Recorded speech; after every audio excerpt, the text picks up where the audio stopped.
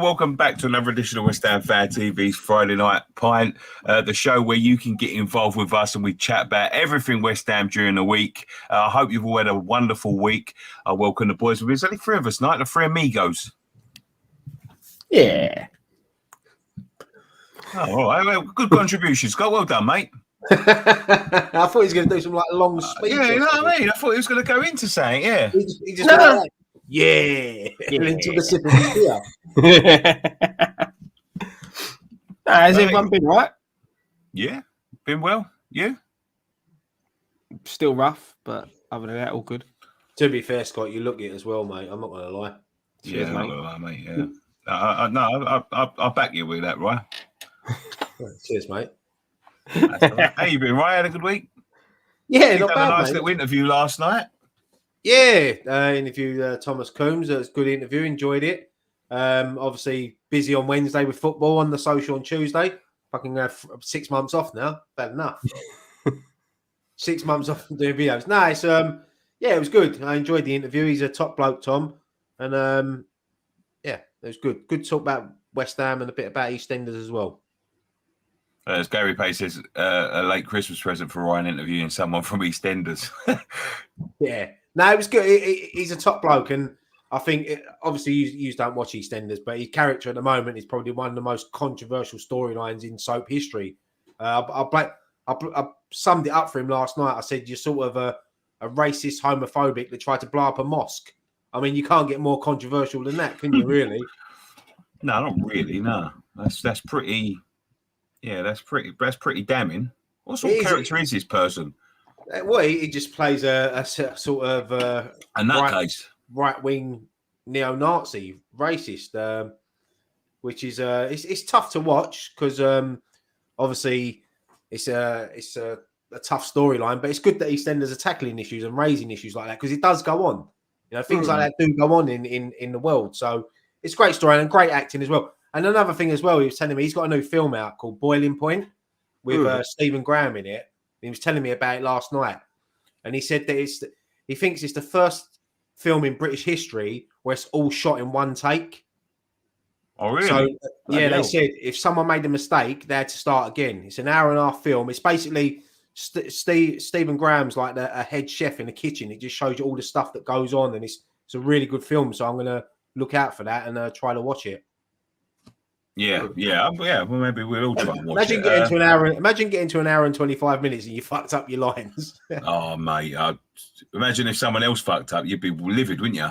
But he was just talking about Stephen Graham, what a talented actor is, and me and Nicky was talking about it yesterday. Funny enough, and he's unreal. I had a look at the trailer today. Have a look at the trailer after this. It looks really good, and to think that it was all filmed in one take. They just said they had cameras following them, and they just done it all in one take. So that must be really difficult to do that, man. Yeah, it's got to be really hard. I watched a film like that before, though. What was it called? 1917. I don't think that's all in one take, but it looks like it's done in one take.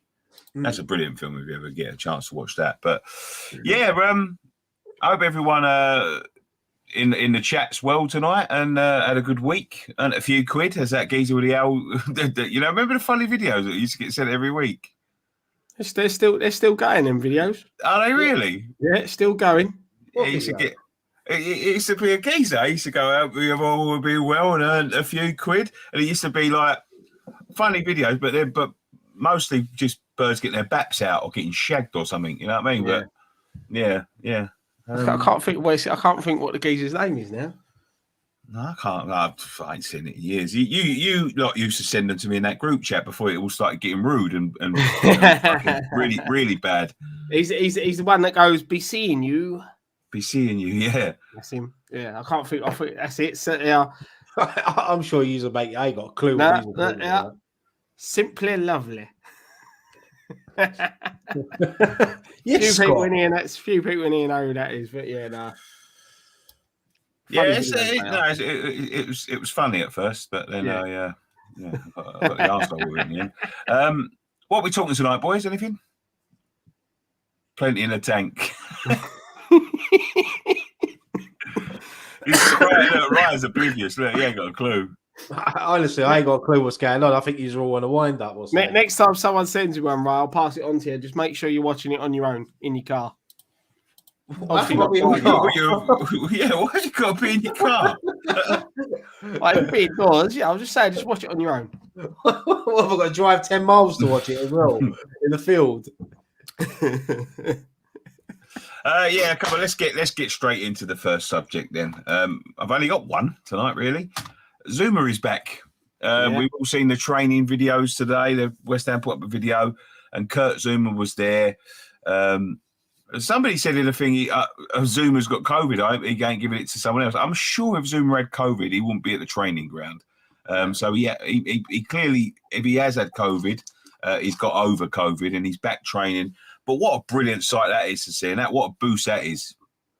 Well, you look at the reaction of the squad when they was all coming out, and Shaman and David Moyes' reaction as well. It's refreshing, and it's a massive boost. And you think that now we've got 3 of our first choice back 4 back now. Obviously, Ogbonna's out for the season, but Creswell's back. There was a massive boost the other night. No one see that one coming. Zouma looks like he's nearly back, ready to go, and Stu Fowler's back now. So it's good. And to think that, and no disrespect to the back 4 that have played, because I think they've done well in the circumstances, but to think we're still in the top 4, or we've just got back in the top 4 with that defence, and we're starting to get some players back, it's a great boost for the club and the fan base. Yeah, that's massive, mate. That's the thing, especially this time of year, having all them games all through December, coming into January, there's a lot of there was a bit of pressure coming into the Moyes and all that. Them last 2 games, the one that ended the year and the one that started the year, sort of took that pressure off. But there was a bit of pressure building, and having Zouma back is going to be a massive relief. Like you said, Creswell coming back the other night, and the good thing is, again, it seems to be kept on the down low. That these players are returning. It's just I'm sitting here thinking now, do we really need him to start Saturday? Sunday? Sorry, would it be better to rest him until we play United? I think if he's ready to play, I wouldn't start him, but I'll have him on the bench. Oh you have him in the squad. I just feel I know Leeds have got Rafinha back, haven't they? He should be starting in this one, but I just feel we got a clean sheet again Wednesday night. So there's 2 clean sheets on the spin. Bit of confidence for the boys in that back line, and like you said, Creswell coming back, that's a big boost in there. So we've technically got 3. I know Ogbonna would be the starter, but you've got 3 of the 4 now that are going to be playing week in, week out. As I said, it's just going to be who Zouma replaces in the side. That is the question. I mean, for me, it's Diop. Probably go with Diop. But as I was saying to someone today, I think when Diop played alongside Zouma early in the season, I think it was the best Diop played. And I think Diop would have more confidence playing next to someone like Zouma. I'm not dissing Dawson, because Dawson will probably have more confidence playing alongside Zouma than he does Diop. I just think Zouma, that's what he adds. He's such a big presence in that back line. Yeah, the worry for me with Zouma is that he hasn't looked fully comfortable when he's had to play that left-sided centre half. When you look at the first game that he went there, the first game he started there with Dawson, I think it was, he was a bit too. He probably had his worst game for the club. Diop seems more comfortable at left centre back, and I just feel with you. I think the communication between the 2 guys as well. Is much better than what you see between Dawson and Zouma. Well, that'd be that French connection. That's no pun intended. Yeah. But that's the thing, and they just seem more relaxed together than what Zouma and Dawson have been. If you get what I mean. For me, when Zouma's had to play alongside Dawson from the start, he looks very on edge, and nervous. Which he's our best centre back, and for me, I think he needs to start in a more comfortable position for him in that right-sided centre half position. And as much as I like Dawson, I don't think Dawson can play that left centre half, and I don't get sort of how to put it, like not upsetting your best centre half, not upsetting him, but making him feel less comfortable in that back line. Just because Dawson is a better defender than Diop. if you get what I mean. Especially playing against a side like Leeds. I don't think Leeds have got a lot about them, with Bamford missing still and stuff like that. I think it's strong enough for Diop to play. No, I agree. I do agree. Zouma and Diop have looked a lot better than Dawson and Zouma, I think. Yeah. At times. But I just think it's a wonderful boost for the club. But I just hope that it doesn't stop their pursuit of a centre-back. If that makes sense. We need to sign somebody. We need to. I think David Moyes will still look to bring in someone, but now Zuma's back, maybe they think they ain't got to spend, they get someone in on loan for the rest of the season. That's the only worry for me as well. Unless you get someone in really decent on loan. But we still need cover. Ogbona's out for the season. So it only takes Diop or Dawson to get injured, and then we're back to square one. Yeah. I know Johnson can play there as well, but I like Johnson more as a fullback. And I think Johnson's done really well since he's come into the first team this season. And I think I feel a bit harsh on him because he was keeping Soufal out of the team. And he deserved to as well. So it's whether David Moyes is going to stick with Soufal on Sunday, he probably will. But I think Johnson, I feel a bit sorry for Ben Johnson, really. Yeah. Yeah, I'm with you, mate. I feel sorry for Johnson. I thought Soufal had one of his better games against Norwich. He looked more comfortable going forward than he has in recent games. But I'm with you. It is a bit harsh on Johnson because he's not really put a foot wrong. Since he's come into the side, he got drafted in. I think he started left back, didn't he? And then got shoved back into right back, and he's not put a foot wrong. So but that's a good headache for Moyes to have. GT Killju said people hate Diop way too much. Diop and Zouma at the back against Chelsea dealt an amazing game. I just think he looks lightweight. I don't hate him. No, I want him to. The thing is with him, I want him to succeed, and I want him to get better, and I want him to do all of these things and fulfill the potential. I wouldn't wish. I don't want to like people. Somebody said up there, you see him as the new Haller. No, I don't. I just don't think he. I don't think he focuses enough. I do think sometimes he does get a bit of unfair criticism sometimes because I thought he had a sort of decent game the other night, and then I come on Twitter and I see people slating him again. And I don't think he was that bad the other night, mate. To be honest, I don't think he was. And as we said, I think Dawson and Diop are not your first choice centre backs. They've been chucked in together, and I think they've done okay. I'll be honest. As you said, we've kept 2 clean sheets in our last 2 games. So they're doing something right.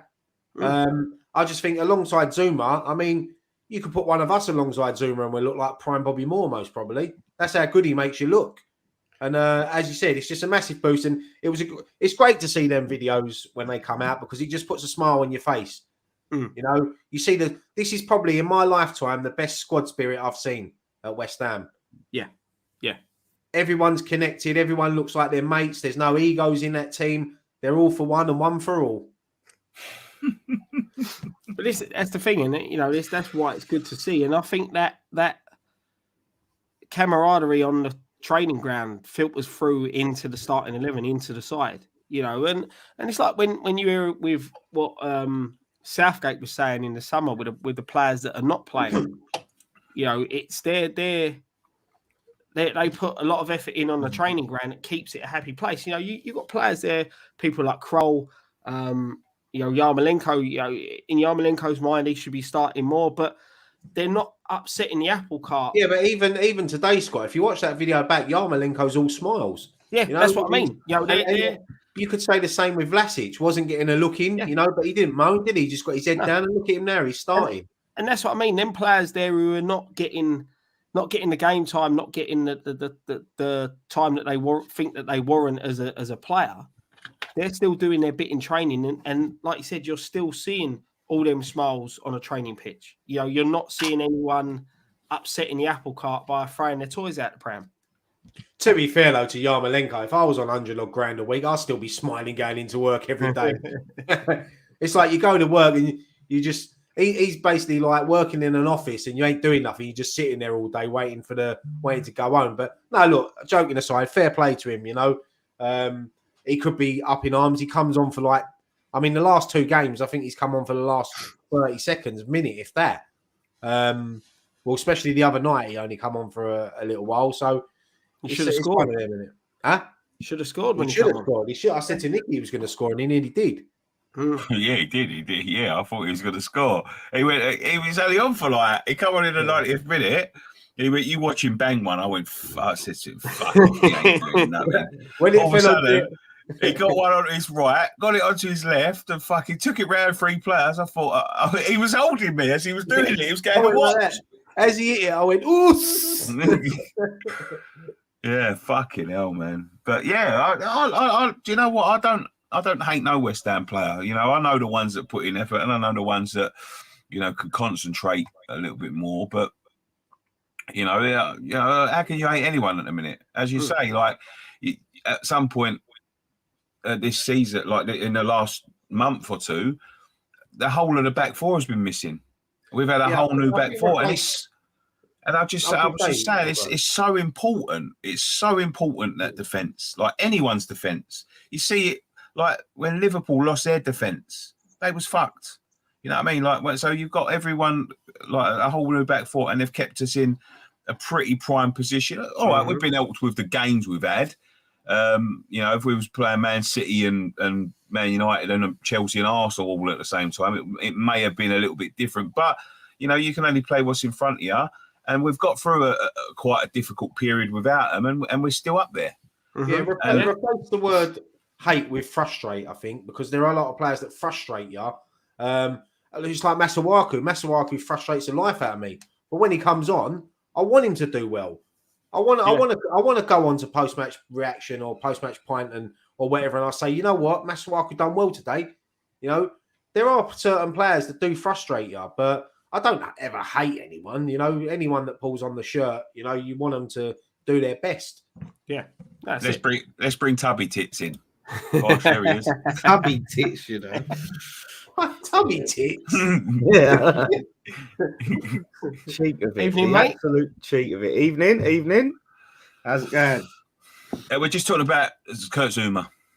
Yeah, no, big news. Really, really happy about that. I'm hoping he's back for Leeds, because I think Leeds will be a lot better than they were in the cup for sure. Like I was saying to Ryan in the group chat, Rafinha will probably start, and he was on the bench, didn't he? Come off the bench, so he's a real menace. So yeah, someone like Zouma will be a big boost. If it's too soon, then it's too soon, and we make do. You know, I think if he don't start, I think I can see him definitely being on the bench on Sunday.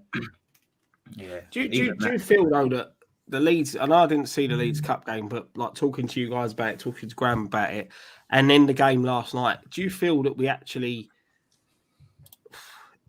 we had another gear to go up to?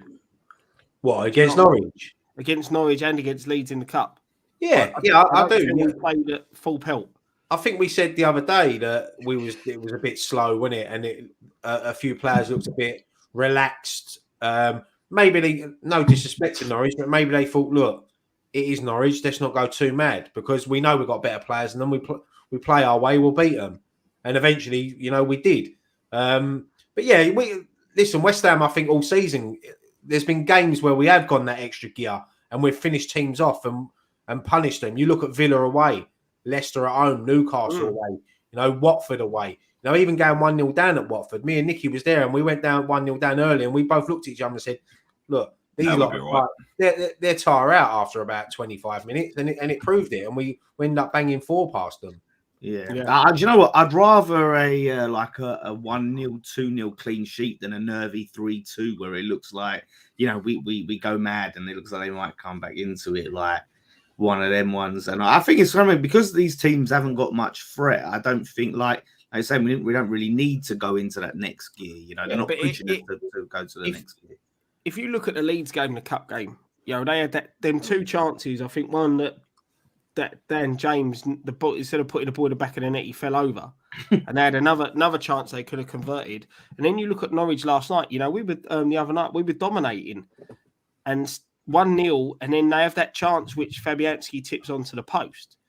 Now, I've chatted to a few people, and we all sort of agree in a way that if that goes in, I see Norwich winning that game.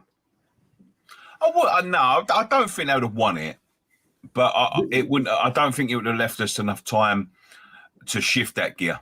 If you know what I mean, like it's risky playing like that at 1-0. It's risky, go full pelt at them, get 2-3, 4-0 up, and then start playing like that. Yeah.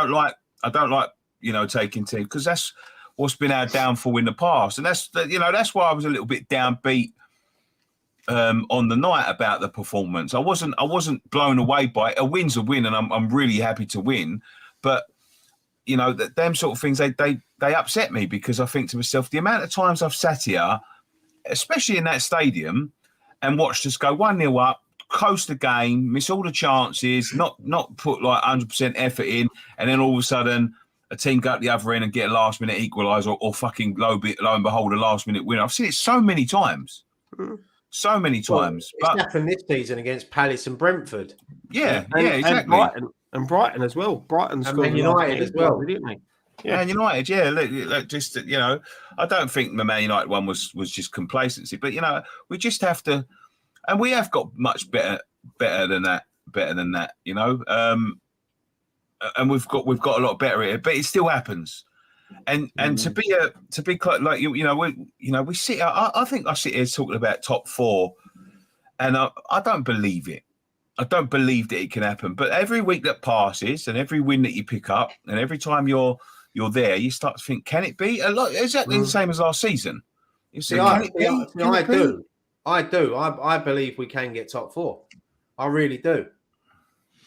Yeah. It's just. I think it's just a skeptic in me. I think it's just bred into me. The skepticism, just to think, we're going to start losing soon. You know what I mean? We ain't lost to a fucking. A Norwich or a Newcastle. We had that bad patch, and I remember seeing the fan cams after where everyone was going, top 4's gone now, and literally within 2 weeks we're back in it. Yeah, that's just reactionary, on the night and all that sort of thing. And that's what can happen with football. I know Tottenham have got 3 games in hand, but as we've been saying the last few weeks, you'd rather have the points on the board than the games in hand, because you've got to win them, and they've got to go to some tough places to get them points. But all we've got to do is concentrate on what we're doing and just keep winning, and just don't worry about other teams. And I think Leeds is a tough game, but if we can get through that, next week's the real tough game. Next week we'll show how far we've come as a team when we go to Old Trafford. So if we go there and pick up 3 points, then I think you got to start believing. Yeah, that's it. There's I'll start a comment so we can come back to it, but can you do that now? Is that a new thing? Yeah. So I don't want to take the one. Very fancy. But it's. Nick, do you know where that comment is, so I can put this one up? Yeah, in the starred comments, Scott. Oh, right, lovely. Right, so I'm going to put my. We'll read the one on the screen first. Who put the one on the screen up? Me, I did. Lanzini's having a ball of a season from your fan, young Kylan. We see young Kylan quite a lot. And I see he liked my flashing chair, but I was meant to turn that off before we come on here, and it was just flashing behind me here, but I didn't realise. Hello, Kylan. Hope you're well, mate. Yeah. So this is the true point of why this is why I do get a bit worried when we're cruising and coasting in games. That we're not clinical enough for the top 4, and this is something where in games where we haven't played well, we've still created enough chances to go on and win the game, and we've ended up losing or we've ended up drawing. With Brighton, we had enough chances in that game and we drew that one. I feel even Brentford, as much as they were frustrating, we done enough in that game to get something out of it. Palace at home as well. And that is the problem, is that when you look at the other teams who are in that top 4 or battling out for that top 4, they're a lot more clinical than we can be. But the thing is, Scott, you say that, but I don't think, I can't remember the stats off the top of my head, but not many teams have scored more than us in the league this season. Oh, I know. And I know what you mean about we do seem to take a few chances to score them, but we are scoring the goals. And thankfully, we don't rely on one player for goals. We've got them all around the pitch, which helps. And I think that we've got a transfer window now to address that and get a clinical player in who maybe could be a bit more lethal in front of goal. That's the worrying thing, is there's been games where too many players are misfiring in front of goal. And if these players had fired in front of goal in these opportunities that we got, or even just one of them, you can have a day where maybe Antonio ain't firing because you've got Bowen, or you've got Benrahma, or you've got Fornells. It's just there's a few games this season that I think if we don't finish in the top 4, we're going to go back through the season and say, well, we should have won that game. We had the chances to win that game. Do you know what I mean? It's just that little bit of. But then you can also, if you look through the games that we shouldn't have won, then we did win. But I think there's been more games that we haven't won that we should than games that we shouldn't. How many times in this season have we played against teams and had less possession than them but won? Yeah, but I don't look at having less possession than sides and getting a win as being the better side. It's all about what you do with the ball when you got it.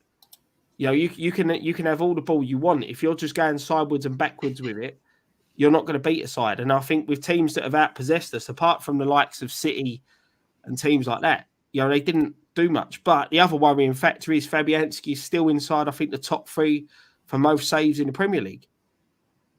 That we do concede a lot of chances.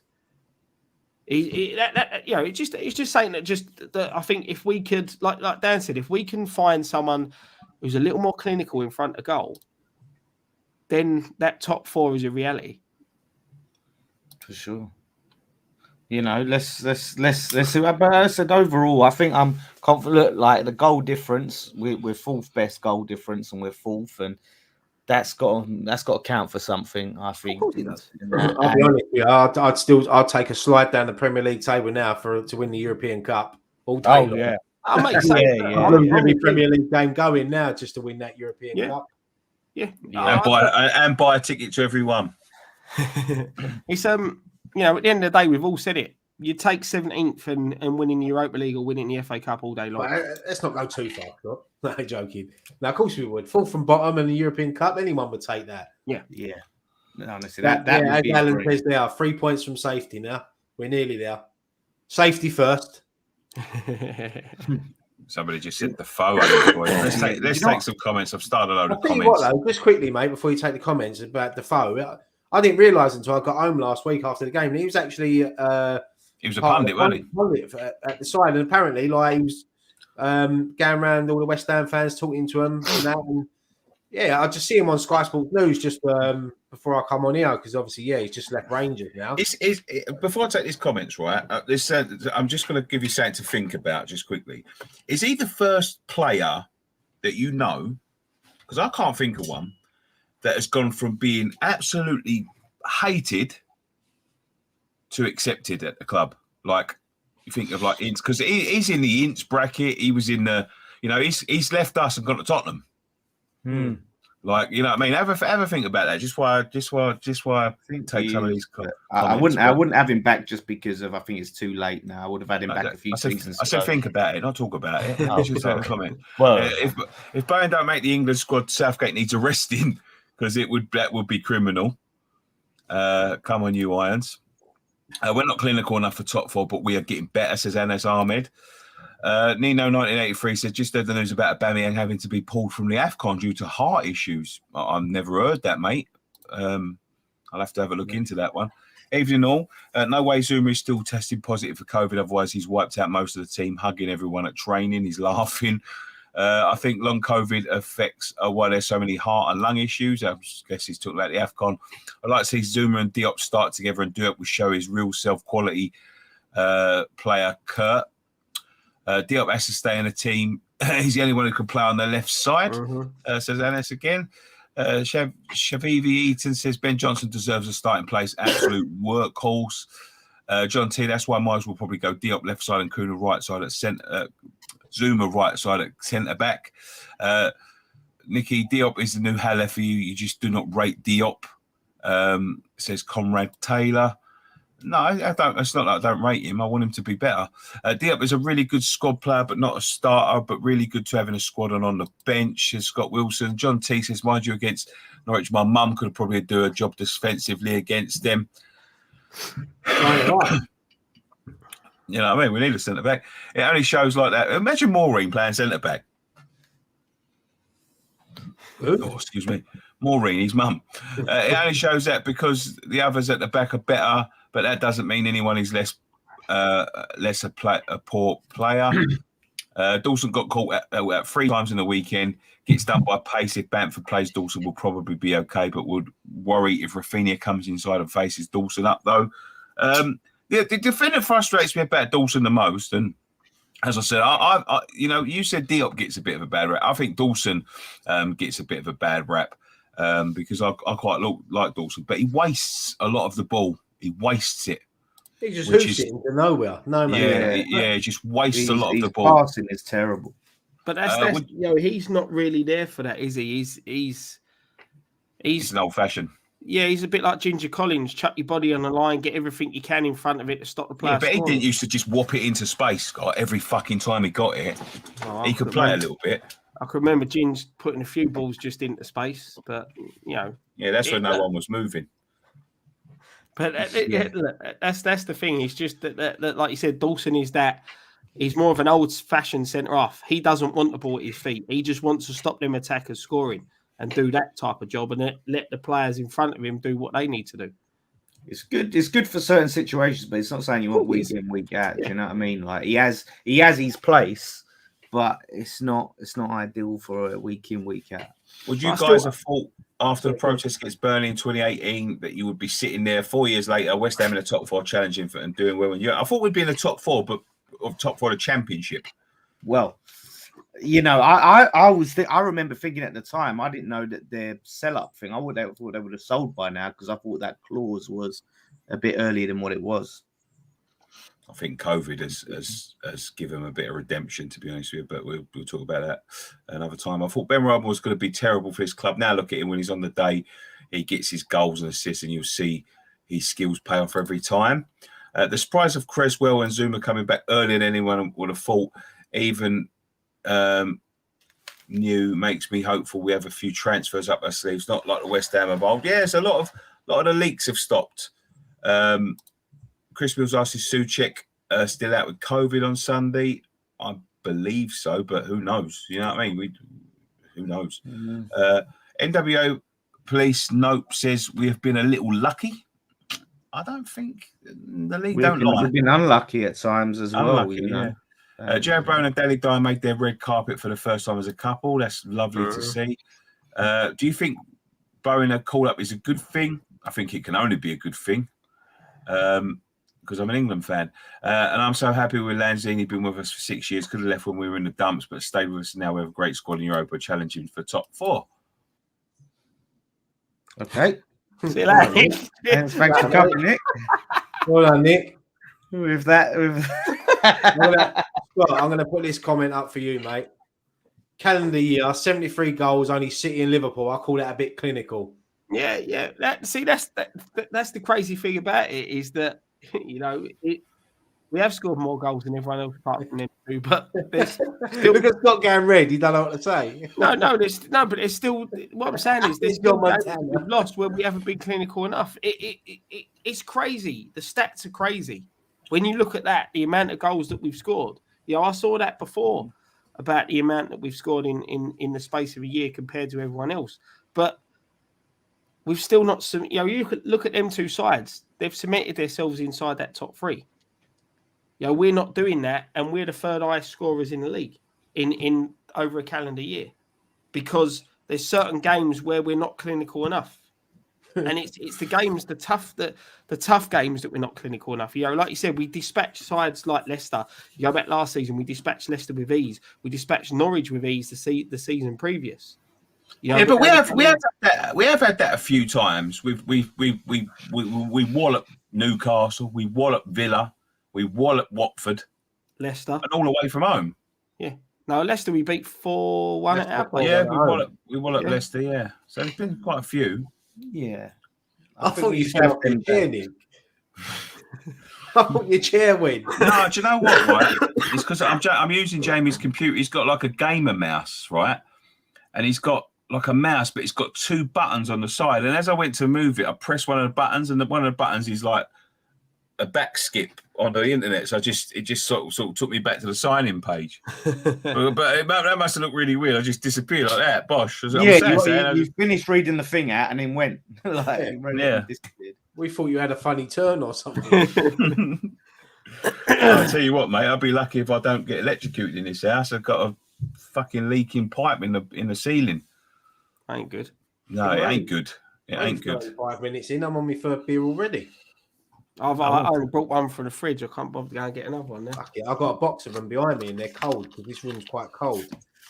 So what do you reckon, Jermaine Defoe? Is he the only player you know to get retribution? And do people in the chat agree that he's been retributed? He's pretty much forgiven, isn't he? I think with Jermaine Defoe, with what happened with him all them years ago, he was young. And obviously it didn't help that he went to Spurs. Obviously that never helps. But I don't think I've ever seen him really slate the club. And he's always had good things to say about the football club as well, especially in the last few years. And someone was telling me the other day when he was on the Pundit's team against Leeds that he was complimentary of the football club. So, look, people are going to hate him. People are going to forgive him for what he done. I think people call Scott Parker a Judas because he went to Spurs. I think anyone goes to Spurs. Di Canio could have gone to Spurs and he'd be a Judas. I think it's because he goes to Spurs. That's why people don't like him. But if Declan Rice went to Spurs, would people call him a Judas? Yeah, I think it was the timing as well, wasn't it, of his transfer requests and all of that. But you're right, the Spurs thing don't help you at all. But it was again a young footballer who had the wrong people right around him, advising him the wrong advice. Yeah, who was his agent? Was it that Sky Andrew?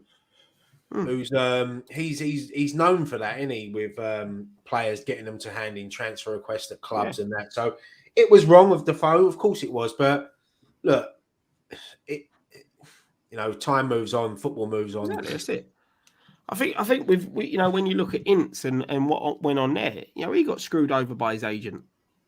But the difference is he didn't help himself once he left. That's the thing. I think when a player leaves, if they slate the club, then they deserve to be hated. You know what I mean? But if they say good things about the club, like look at Joe Cole, he left, he went Chelsea. You know, people hated him for a little while, but then when he come back, they love him and they still love him now. It's just one of them things. It's who they go to, and I think when it goes to Spurs, it don't help. No. But I mean, he was in the. What I'm saying is, where he was like, if you would speak to any West Ham fan now and say, "Points, forgive him," they'd say no. You'd say Frank Lampard, forgive him, they'd say no. Jermaine Defoe, I bet you'd get a mixed response. I bet you, and I can't remember a player redeem himself from that move, because he's when we went down, I know he stayed with us for a little while, but he had a very controversial season. Let's just say it like that in a championship, because when we went down, he had that transfer request in straight away. Nobody signed him. They couldn't get a deal with anyone. He's then gone and played for us in the championship and tried to fuck us, really, because he was getting sent off week in, week out. And I think it was just his way of saying, I'm not playing here. So you either sell me, I'm just going to keep on doing this. And then he's gone to Tottenham. He's made himself a Tottenham legend, really. He's very well liked at Tottenham. Legend at Tottenham. I reckon he is. I reckon he is. I bet he's cult hero, maybe. Yeah, I wouldn't say he's a legend. But barring Kane, he's probably one of the best strikers they've had in recent years. Yeah. Goals to game ratios, anyway. Yeah, someone just said there, what about Michael Carrick? He went to Spurs, and he's still loved by some West Ham. As I said, mate. Scott Parker was Hammer of the Year 3 years in a row. He dragged us through season after season until we got relegated. I personally don't get the hatred towards Parker. I really don't. It's because he signed for Spurs, Scott. That's all it comes down to. They signed for Spurs. Have a pop at, the club sold them to Spurs. Whether the player wants to go there or not, at the end of the day, if you're available on a transfer and Spurs are the only side that comes in for you, and the club are happy to take that deal, there was a reason for it as well, and it was an explained reason that his dad was a Tottenham fan. Yeah, and he was with us in a championship, and Tottenham were interested in him, and he was playing for England at the time, and I think the England manager told him he needs to be playing Premier League football. His dad was a Tottenham fan, and his dad was in a bad way. And he said to him he'd like to see him play for Tottenham before he passed. Go back to that time Go back to that time when we was in the Championship. We just got relegated. Scott Parker was the captain. Who did West Ham go out and sign? Nolan. Kevin Nolan. Kevin Nolan was a direct replacement for Scott Parker because West Ham wanted to sell Scott Parker for the money, and that's a fact. That's it. Someone says there, Martin Peters went to Spurs. Billy Bonds was at Millwall. Yeah. You know, it's just like I said, I don't get this Parker one. Tony Cottee played for Millwall. You know, Steve Lomas went to Millwall. Martin Allen. You know, all these players that down the years. Did Martin Allen go there? I can't remember now. Stephen O'Must done a great job for Millwall. Yeah, but there's loads of players that have made that crossover just because they go and play for another club. I know it hurts at the time. Like if we stood there and watched, say Tottenham got a billionaire owner and they bought Declan Rice off of us, that'd hurt. Of course it'd hurt. But it's football at the end of the day. Yeah, someone says there, this is going back some years. Dennis Law went to Man City. If I'm not mistaken, he went to Man City and relegated Man United. Yeah, he relegated Man United on, was it the last day of the season or something like that? He walked off the pitch after scoring a goal. I've lost his super chat. There's 2 super chats. Yeah, I've put them in the start. They're in the starred messages, Nick. Michael Owen went to United from Liverpool. How many players have done that? Alan Smith went from Leeds to Man United. Yeah. It happens in football. But I don't remember any having a redemption. It was still why they're playing. That's what I'm saying. How many Tottenham players have come to West Ham over the years? And you've ended up loving them. Someone's just said one there, Bobby Zamora. Yeah. People hated Sheringham when he played for Spurs. When he come to West Ham, they loved him. And he's a West Ham fan as well. He's not. I always think it's how you leave a football club and how you treat the football club after you've left. And look at Rio Ferdinand. Hardly anything good to say about the football club now because he got pied by player. It's funny that, right? Because Rio was in good stead for a long time. He had a lot of good things to say until he finished playing. Mm-hmm. Yeah, but then you look at his brother Anton. Nothing but respect for West Ham. Nothing bad to say about it. It's weird, isn't it? Because he was loved, Rio. I remember him coming back for that, that Tony Carl testimonial. People love Rio. They always respected Rio. Rio was always good in his playing career. As soon as he stopped playing, he can't say anything good about us. No, I wouldn't say that he can't say anything good about us. He's all for Man United, isn't he? He's all for Man United, all for Man United, all for Man United. And let me just read out this super chat. Lads, great Friday night pint. Great work as always, looking good at the moment, but a striker is needed. Looking forward to going to Everton game and linking up with the lads, with you lads. Dan loved the Twitch stream, says Gravy27 OB. And Matt Rainey donated $4.49 and just said lads with a little heart. Thank you very much. Cheers, Aquarius. Thank you for that. Yeah, thank you very much. The thing with the Defoe thing, I think we went on a different thing. The original comment, I think, was kind of inferring that he's available to sign. And I think that was what the comment was. I wouldn't sign him. I think he's 39 now. I wouldn't sign him. I mean, don't get me wrong, he's probably still fit as a fiddle, but I wouldn't take him now. I can see him maybe drop into the Championship because there's rumours that, and it's mental, that Andy Carroll's actually going to Burnley. Oh, really? Yeah. Burnley want to take Andy Carroll. He wants to end his because I think he only signed a 3-month deal, didn't he, with Reading? Yeah. Do you know what? I think that's shrewd business for them because they've sold Chris Woods, who scored 3 goals for them this season for 20 mil. Andy Carroll's actually having a good season in the Championship. Did you see the goals he scored? The 2 disallowed goals? Yeah. They were well. I was thinking to I thought to myself, fucking hell, how man's that? Great goals. And I looked at the score and they lost 7-0. I thought, how's that even happened? Yeah. I was speaking to a Reading fan and he said like he's been far and away Reading's best player. He said like you can just see his mentality is different to every other player and he said he's too good for Reading. So I think look if he gets in, I think they could get a good. Yeah, probably why he signed a short deal. I think Andy said it earlier that it's 5 years ago day since he scored that goal against Crystal Palace at London Stadium, and I never really got the hate. I can understand because he was always injured, but it's frustrating. But I think every time he stepped on that pitch for us, he always give 110%. And I liked Andy Carroll, and I know Dom fucking hates him for some reason. I don't know what Dom's got against him, but he hates everyone and everything. Yeah, I like Carroll, and you look at that last season at the Bowling. You know, he played over 38 games for us that season. So yeah, he's unlucky with injuries, but yeah, no. Look, if he goes to Burnley, I wish him well because it'd be interesting seeing him go to Burnley. But yeah, I think I agree with Dan. It's a great bit of business by Burnley to get 25 million for Chris Wood and bring in Andy Carroll, who's a similar player. Well, the thing is, they weren't happy about it, were they? They didn't want him to go. It's only because his agent is the same agent that. No, it's not. It's not. The release clause, wasn't it? It was a release clause. Yeah, it was a release clause. It's Trippier's agent who made him aware that clause is in his contract. Yeah. So the thing is, Rodriguez and Cornet are their two top scorers. So as long as they add in someone else who can at least do what Wood's been doing this season, like they'll be fine. Carroll for Burnley is the right fit. It's a perfect match, isn't it? Burnley and Andy Carroll is just perfect. Yeah, He's a Sean Dyche sort of player. So good luck to him. Look, I've got no ill feeling towards Andy Carroll. You know, I wish. Hopefully, he pays us back for that price turn he did against them, eh?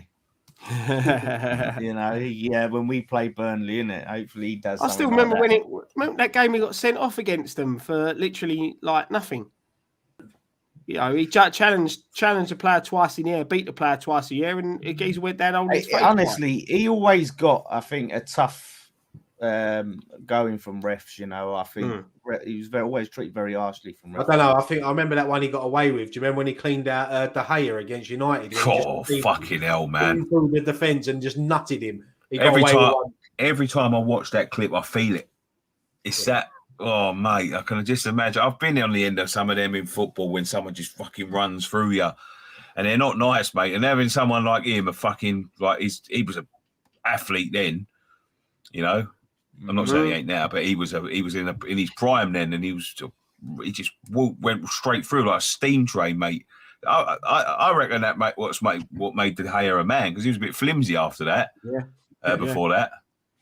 That was a proper welcome to the Premier League. That one, weren't it? Yeah. Jamie Haville's donated £5. He said, "Evening, fellas. Thanks for another Friday night pint. No caps for Bowen for me till World Cup. Leaving with us." He can't just go. He's not going to go straight to the World Cup squad. The thing is with Bowen getting in England squad is it adds an extra 15 million, 20 million onto his price tag. So if Liverpool are sniffing around, then you know what England nationals cost these days. I mean, look at Sancho. What was he? 80 million. When he's 70, 80 million. The funny thing is something like that. When you listen to the pundits talking and they say like the competition that Bowen's up against, they include Sancho in that competition. All right, for Sancho for England has not been bad, but the Sancho that's playing at Man United now isn't the player that was playing for England when he was at Dortmund. I see Bowen as maybe playing as a striker for England instead of playing out on the wing. I can see him playing in that position, but I prefer him out on the wing, but it's an option. Yeah, I don't see that with England the way they play. It offers you something different from Harry Kane as well if things ain't going the right way. But I just think that with his work rate that he offers, I think he can get himself into that squad. Oh yeah, yeah. You know, look, don't get me wrong. We for England we are blessed with a wealth of talent, but sometimes you just need a player that's going to get his head down and work hard. You know, James Milner was a player that never set the world alight playing for England, but you knew what you got out of him, and he was reliable. And I think with Bowen, you get that sort of work rate, that tenacity, and that reliability out of him. No, yeah, I agree. I do agree with you. It makes me nervous when he stops talking; he just goes all quiet. Yeah, I do agree with you, but you know, there's people in here saying they don't want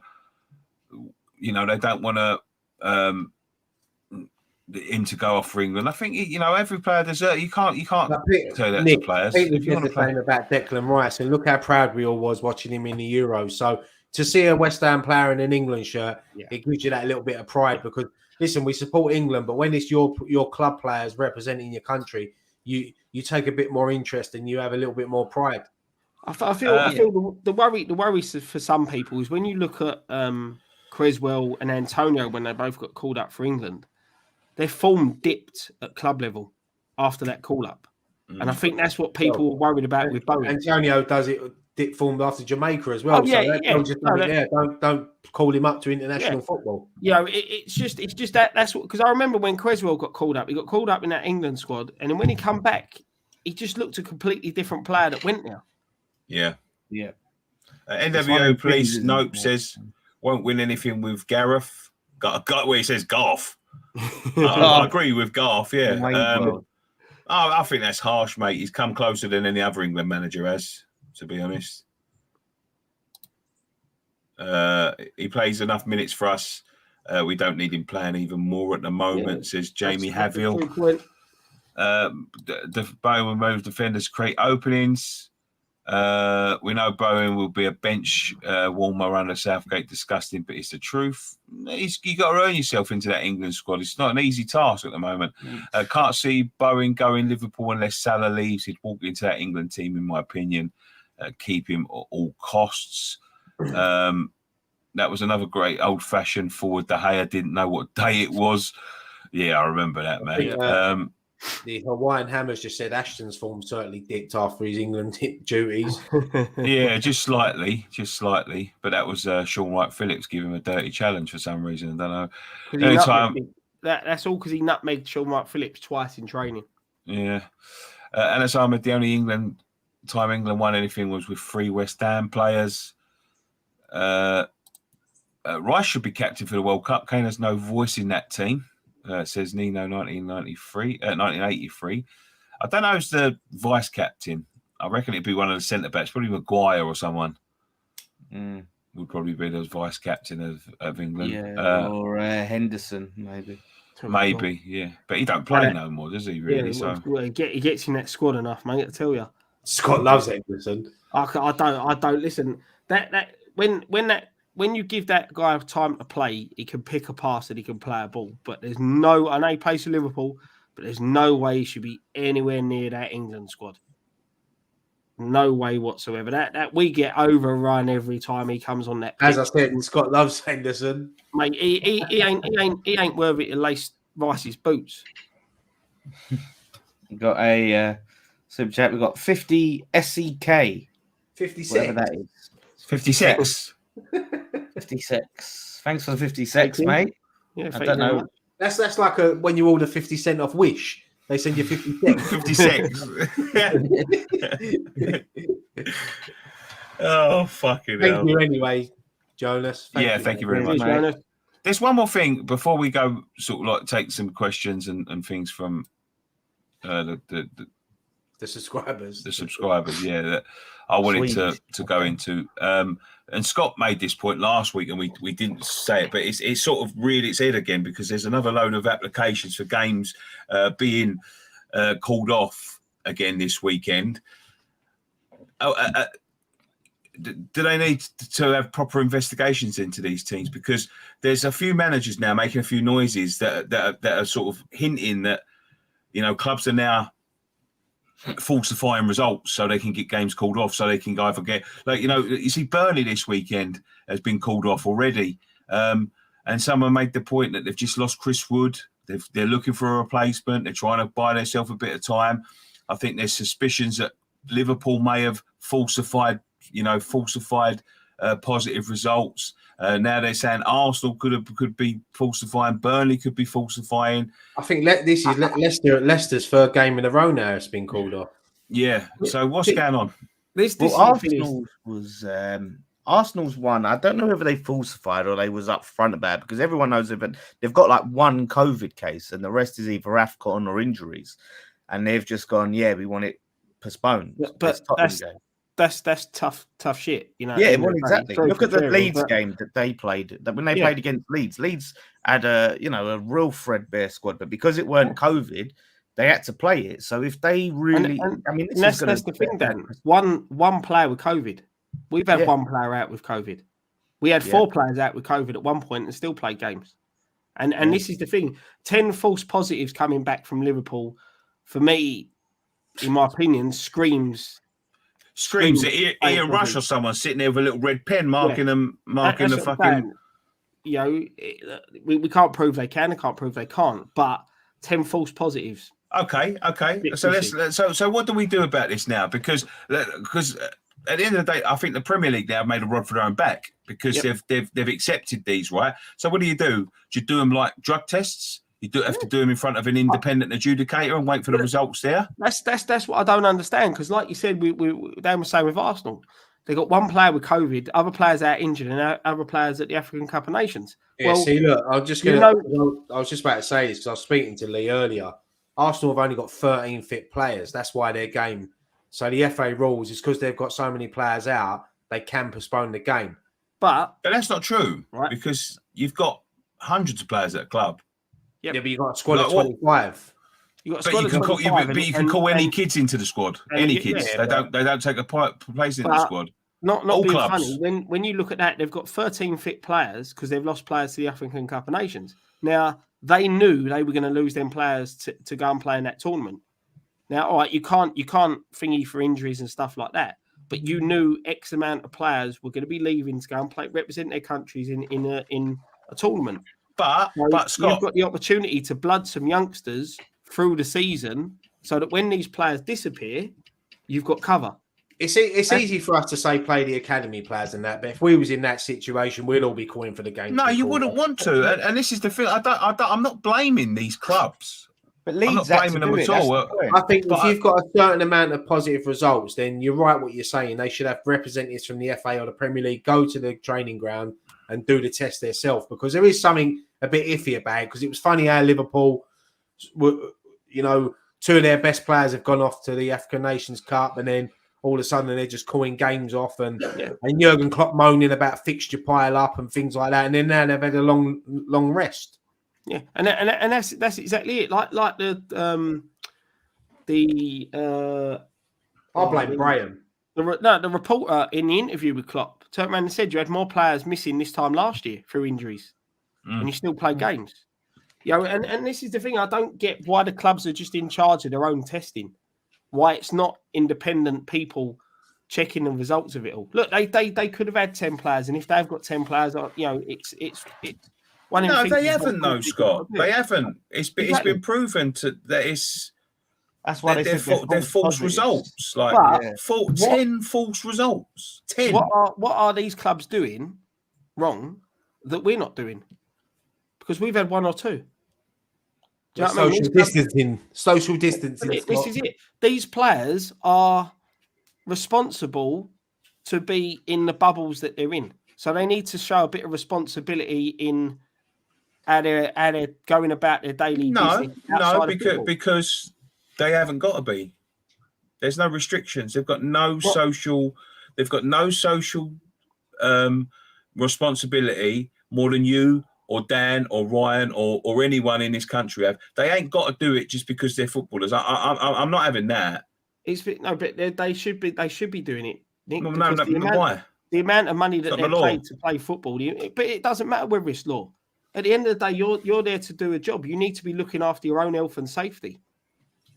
So there's a worldwide pandemic going on.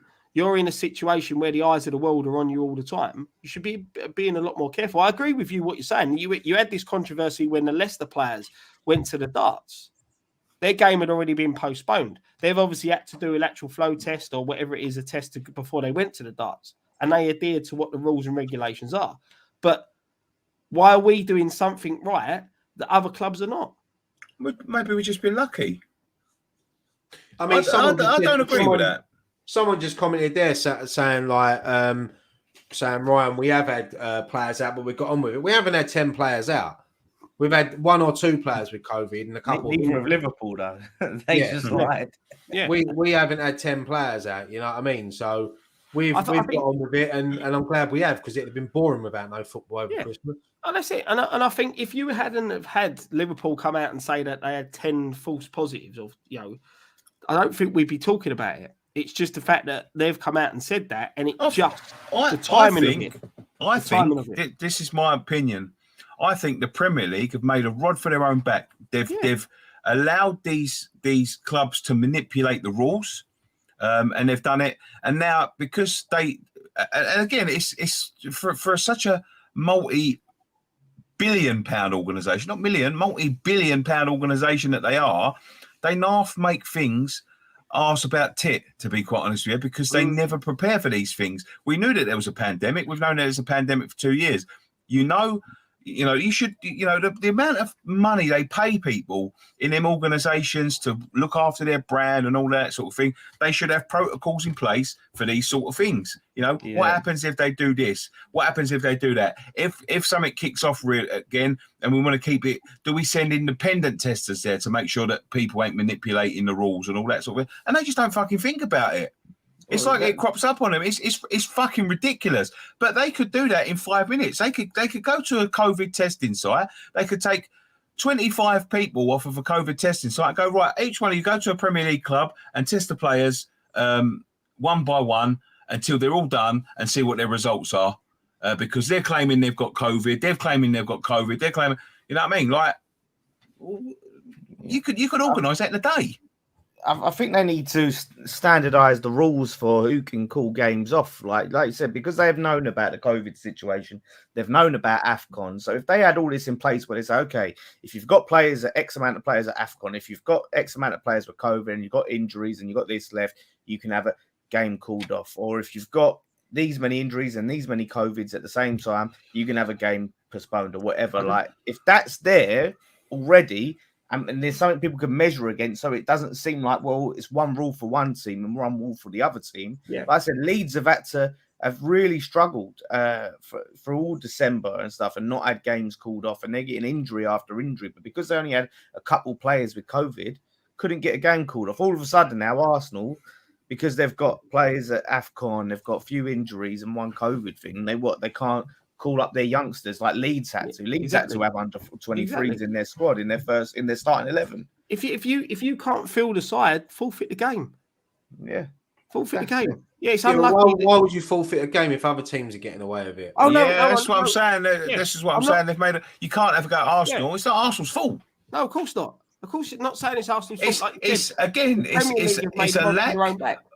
a lack of planning. Organisation from what is meant to be a multi-billion-pound organisation, and that's why the thing is with the Premier League, mate, they get so many accusations of being corrupt and all of that sort of thing, and like top six bias and all that sort of thing, and they don't help themselves with things like this because they do it for some and they don't do it for others, and like I was thinking about this the other day. Do you remember when Lanzini dived against Burnley? Yeah. And he got banned. And he got banned for 2 games. Yeah. Like, what's happened to that rule? Well, yeah. You see, it was only so many. Someone for Everton. Yeah, it's fucking mad, isn't it? Like, what's the fucking point in that? Like, it's either a rule, or it's not. Yeah, but that was the same. That was the same with the holding at corners. You saw when that first came in, a couple of penalties given, and then that went out the window. The problem the FA and the Premier League have got is if they were to uphold that diving rule, teams like Man United, Arsenal, Liverpool in the past would have had 4 or 5 players banned at a time. Thing is, how many times would Salah go down? With Liverpool as well, if it is proven that they have called off games and they've lied about positive results, negative results, then they should have points deducted. Relegate them. Yeah, they should have a lot of points deducted. Fucking lesson and relegate them. But you can't. But the problem is with this now, right? You can't prove it. That's the thing. That is the thing. You can't prove it. And as you said, that's down to the Stuart, let me just say, Stuart Kay says it is impossible for Premier League and EFL to check all clubs and all players for COVID. End of. Oh, well, that's the end of that discussion then, because Stuart fucking Kay said it's the end of that discussion. I don't believe so. I don't believe that. Stuart, they have drug testing. Stuart, like you could just put your players on. Hold on. Let me just make this point, right? And I'll end your argument saying this is the end of this argument. We can test the country. We can test 1,000 players. No, you know what they should do, Nick? Simple as that. Do is when teams like this come out and say that they've got so many cases, what they should do is they should have a team of 3 or 4 people that within 24 hours can turn up at these training grounds unannounced and test them. Because then you see all the Liverpool players and Klopp running up the road. the amount of money. But what, I mean, I don't mean to be rude, but Stuart, but that's a ridiculous statement. Yeah. We've been testing the whole country. Yep. Like day in, day out. I had my test, right? I had my test 10 o'clock in the morning, 11 o'clock in the morning, sorry. My results come through on my email at about midnight. You know, so Scott, they can have the money they've got. They can have a dedicated lab, dedicated testing team, people that fuck off, people that fucking scratching me the cunt. Fell off his chair again. People testing stuff at their own lab. They can send them results to the lab and have them results back within 30 minutes, probably. And you can do the ridiculous straight away, can't you? This is what I was saying about the responsibility that the players have to the jobs that they're doing. The England cricket team are out in Australia. Yeah, they're doing absolutely awful playing in the Ashes, right? But they've had to stay in a bubble for their job. You know, for a sport they love playing, and it's what they get paid to do, it's their job. They've had to stay in a bubble away from certain people, their families and things like that, to do this tour down in Australia. You know, this is the sacrifices that players need to be making to do what their jobs are going to do. You know, you look when the pandemic started, you had NHS staff staying away from their families. You know, it's the sacrifices you give to carry on doing what the jobs that you're there to do. All right, you can get times when and situations, especially the players that have got kids and things like that, because you know the schools are rife with COVID and things like that, and it's so easy to pick up bugs and things that can happen. I think with this new variant, I think it's not as bad as the first one. I think in a couple of months' time, I think that the government would admit that they panicked. Which listen, with what happened in the first variant, they've got all rights to do. But I think you'll find that it's more just like a common cold now. I don't think it's as bad as the first variant. Yeah, but there is going to be issues, right? Of course there is. I know there's going to be issues, but we've either got to learn to live with it, or we live like this for the rest of our lives. Well, that's like I think it was Sari that made that point with football. It's like, you know, either we cancel all games until it's sorted, or we just live with it. Like exactly. You just got to learn to live with it. You've got to make one thing or another. It's sort of like stop some games, play some games. We just nearly killed Scott off then. We're in the middle, but that's the thing. But to Stuart's point, they don't have to go and just test every club all the time. It's but what he says here, what I meant was Nicky actually going to the clubs to check it. But why not? Why can't they? Just, you know, like when you get like a secret shopper or something like, or just turn up unannounced and then just say, right, we're going to test these players now. It's just like a drug test. If they refuse to do it. But it's not. We don't live in the United States of America where it takes you 3 days to get somewhere. You can pretty much drive anywhere within this country within 8 hours in one day. So if a club has an outbreak, send a team up there. You can get there in 8 hours. Yeah, that's the. So be here at this time, and we're going to test you. Okay, but then you're sending 10 or 15 players that might have COVID somewhere. When it's easier for two people to go. It's not even that. It's just having the you know the clubs test themselves, but just having spot checks. Yeah, that's what I'm saying. Yeah. Random unannounced, and just say, right, we'll test you then. No, what I'm saying is as soon as a club, this is what my situation is, right? You get a COVID crack team, right? Yeah, a COVID team, yeah, in the Premier League. They could be situated in Birmingham, just for instance, because then they're central to everywhere, right? As soon as Liverpool turn around and go, we've had 10 positives, yeah? You get this team, go to Liverpool, tell Liverpool, right, you know, isolate your players in different rooms. Teams coming down, they're going to test every player individually, and we want to see what the result are. They can have this result back the same day. They can say, right, if they report this at, say, 7 o'clock at night, say, right, well, at 11 o'clock we'll be at your training ground, and I would expect all the players that you reported that's got COVID to be in these rooms. And if they don't come back with positive tests, then we're going to dock you 6 points, and you've got to play your games without these players because they're now banned for a game. Let's see how many of them do it then. This Chris makes a good point here. You know, players January signings and players away on African nations should be banned from playing rescheduled matches.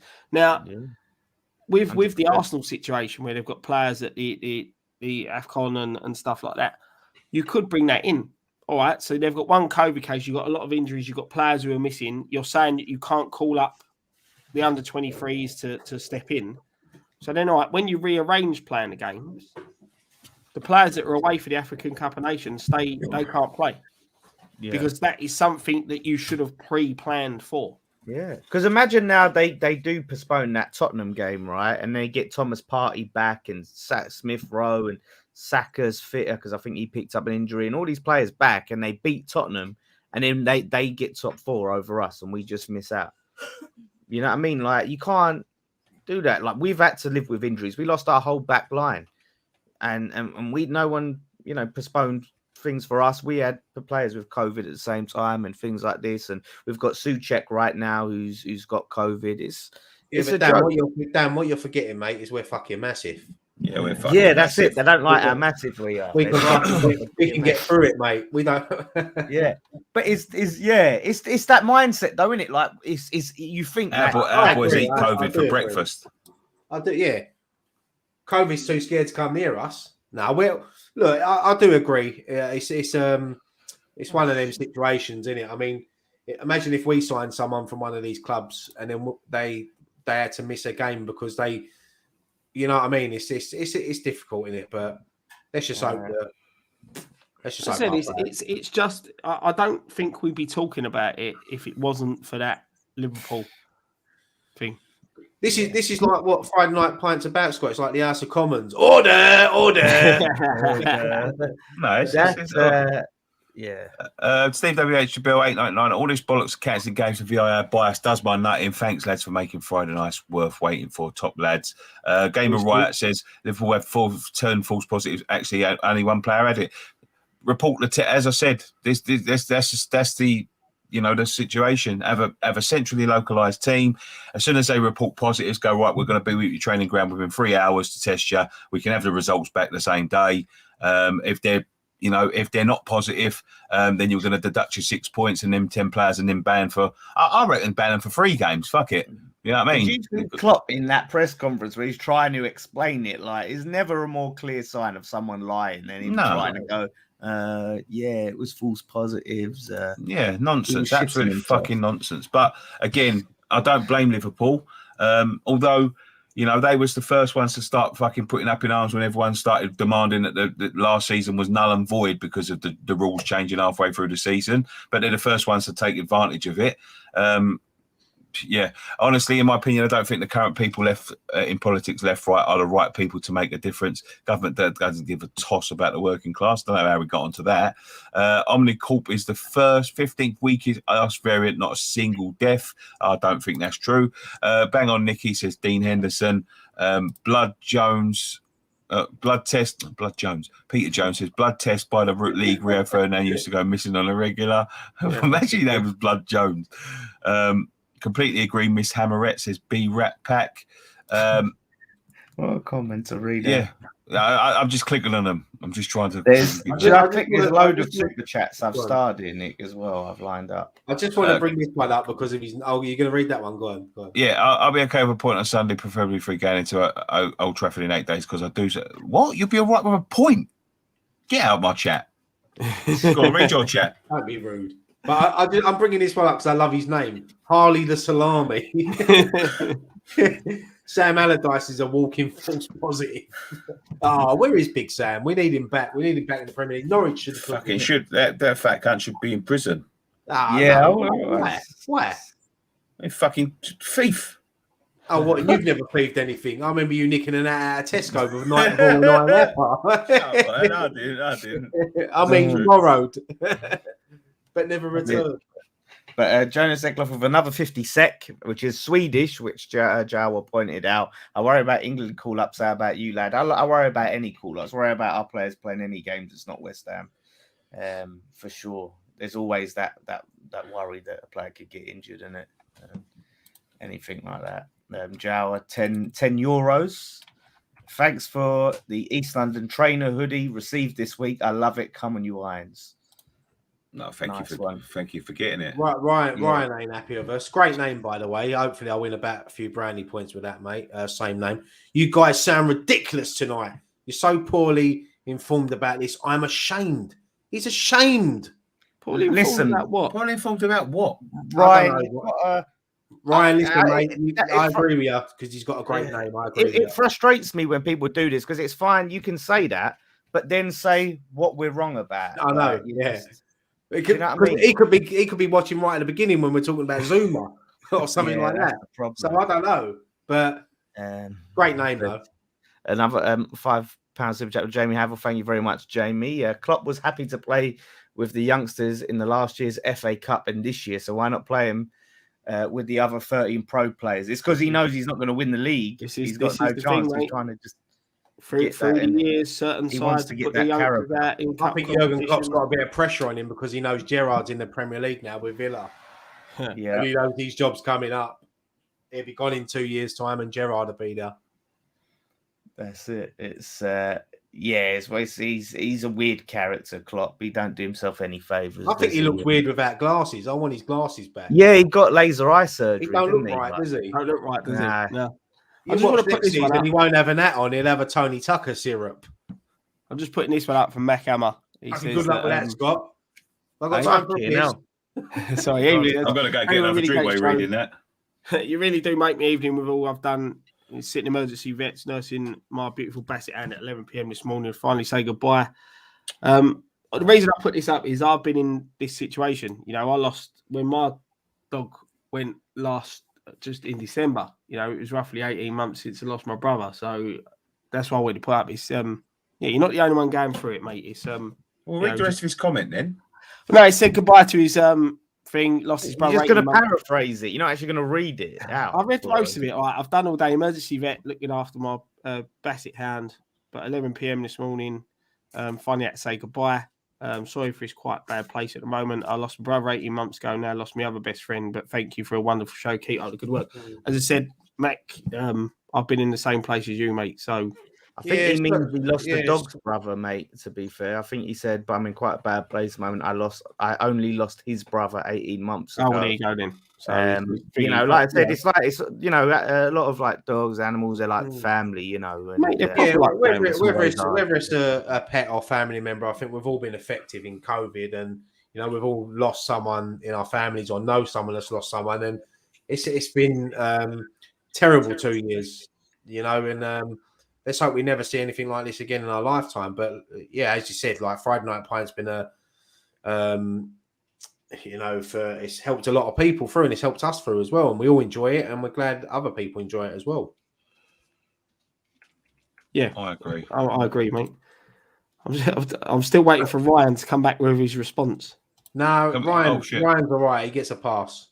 Great name. He probably ain't watching this. He's probably commenting about saying. Yeah, he's probably 45 minutes ago. In 45 minutes, you see another comment going, "No, I ain't." yeah.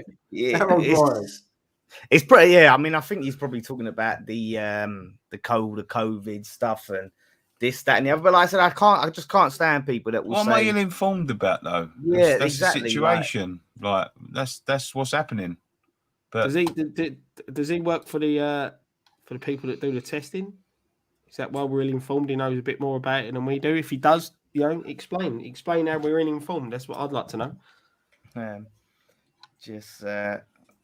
Gravy said, Dan, how was the head Sunday after Jason? We did a stream and there was lots of alcohol consumed, but Jace did what we call a Jason special, where you have 5 different spirits in one glass, and he was in a very bad way. It was chaos. You idiots are gonna fucking end up dying doing that. You should call that drink. You should name that drink the Seance. The Seance.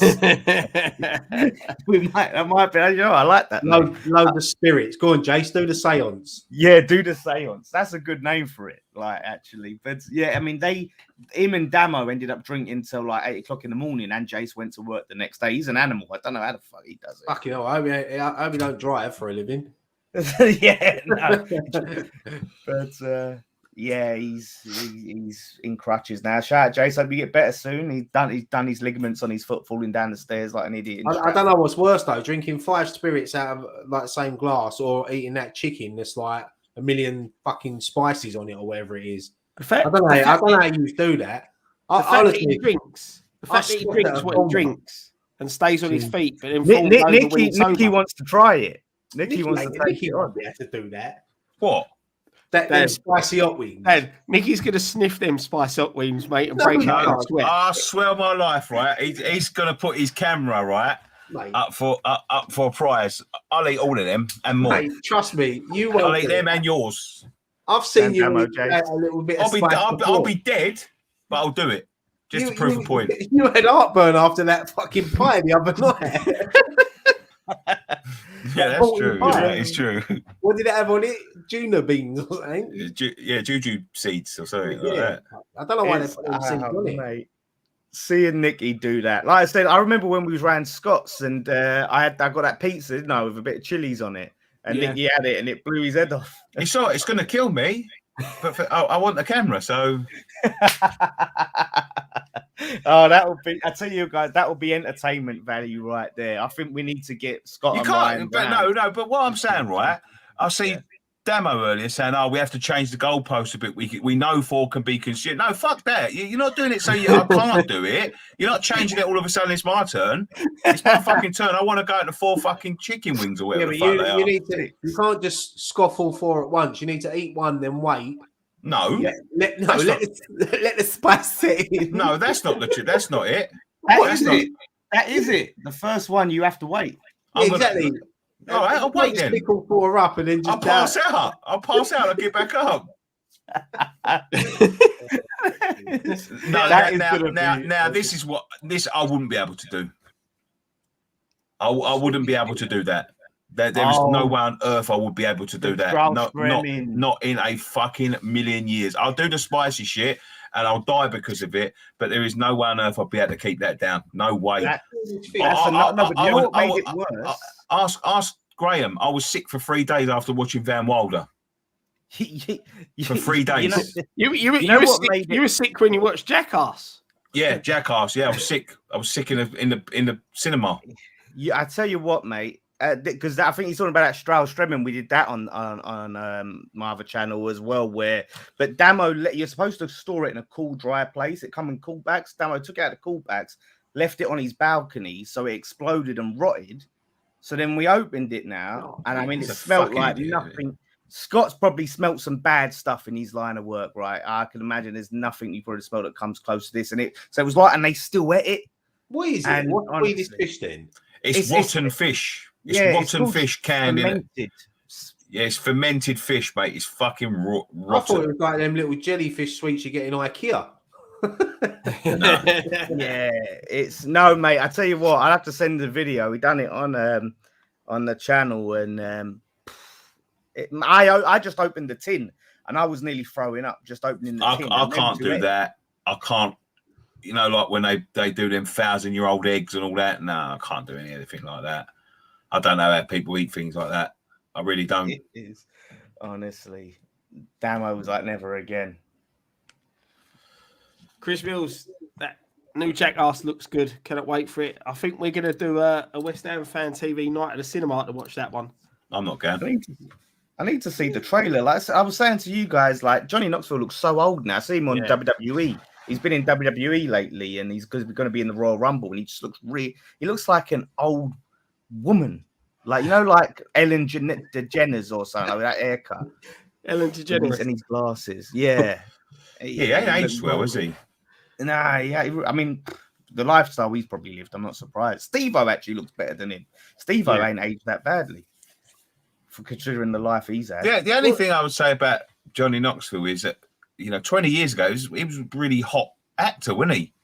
He was in everything, Men in Black, and he was in that Dukes of Hazzard. And was it? That was Wee Man. Is he still in it? Yeah, he's still in it. Yeah, I love Wee Man, especially when that big massive boxing glove punched him off that thing that time. See,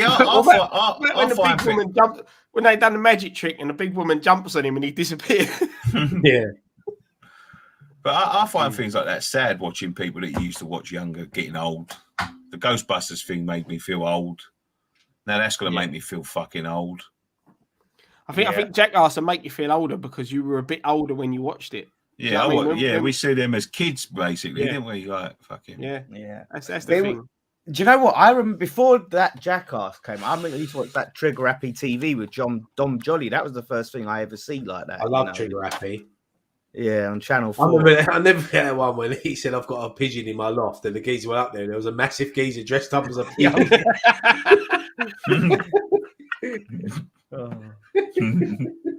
That was that was the telly in the late 90s, early 2000s. Then you had I preferred Dirty Sanchez to Jackass because they was like more extreme. The shit they did. They were silly sometimes with it all. Yeah, the film, I see that. I think they did like an extended feature length, didn't they, or something? Didn't they go to Thailand or something like that? Yeah.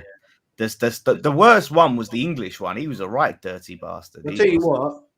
I don't know if Nikki introduced me to it. The James English podcast. They had Pancho on there a little while ago. That was a really good podcast.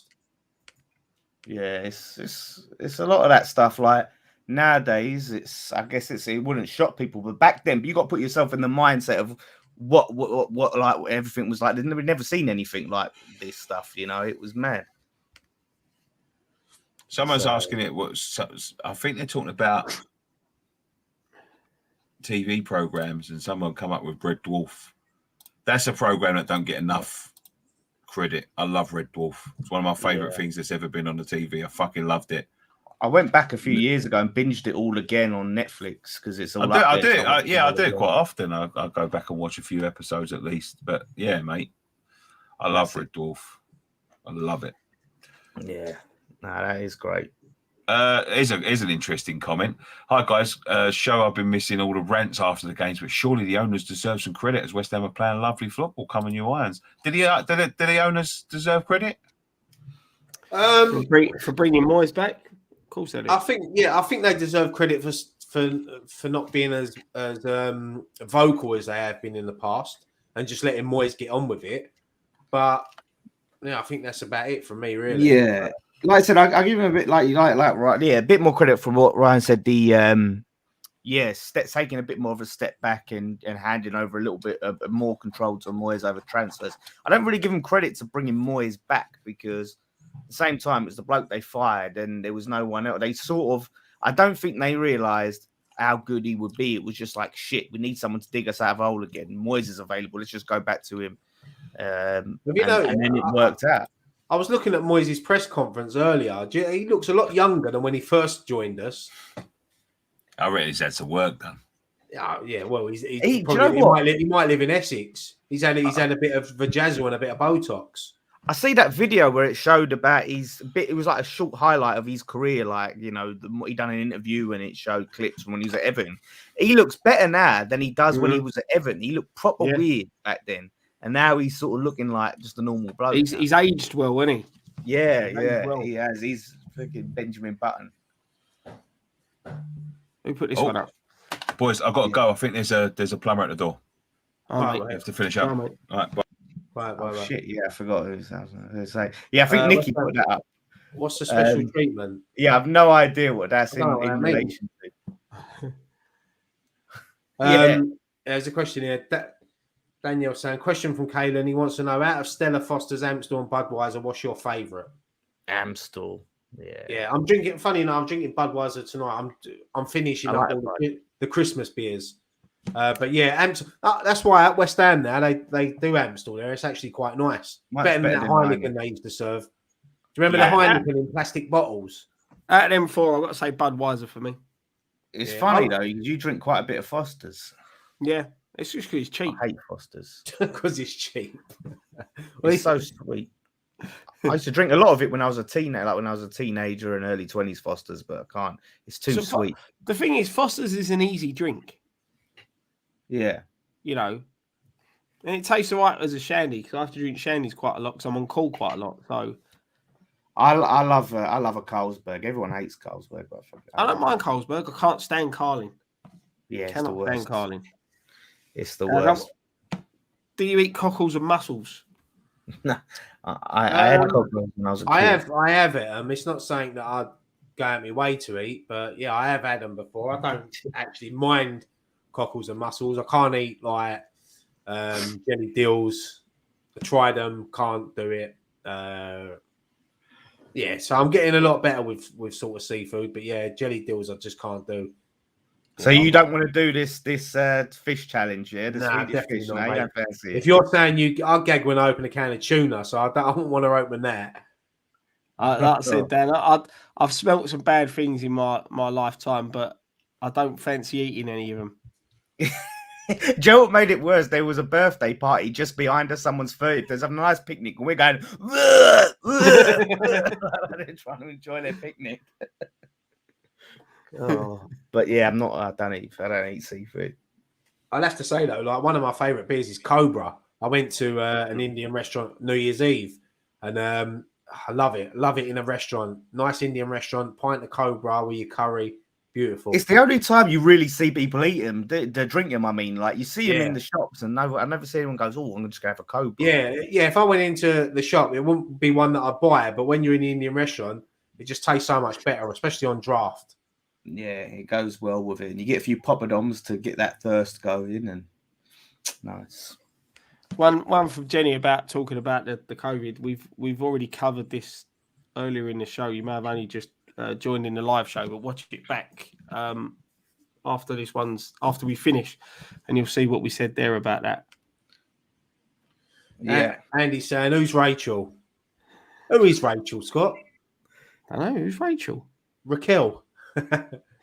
Yeah, big up to Andy anyway. Great bloke. He's got a good little channel going, West Ham Reunited. So head over there, subscribe to him, follow him. He's a good bloke, Andy, and he's been our driver this season. But someone called him that the other day. They went, "Oh, you're the West Ham Fan TV driver." I was like, the driver. He's more than that. He's more than that. Yeah, he's helped us out a lot this year. Him and Mike have both helped us out quite a bit this year. So, you know, the help they give us is really appreciated. Yeah, definitely. To Andy, I was saying, if Dan was allowed an extra drink, would he let other people drink a premium beer in the whip? So I think you're asking if someone said, "Look, you can have one more drink than everyone else out of the whip if you let other people drink premium beer in the whip." See, it's not about me. I police. What he's saying is that you can have 2 Fosters for the price of a San Miguel. Yeah, see, but I do it for the group. I police the whip, so the whip goes further for everyone. That's still one of the funniest rows I've ever seen. Euros 2016 rowing over a San Miguel.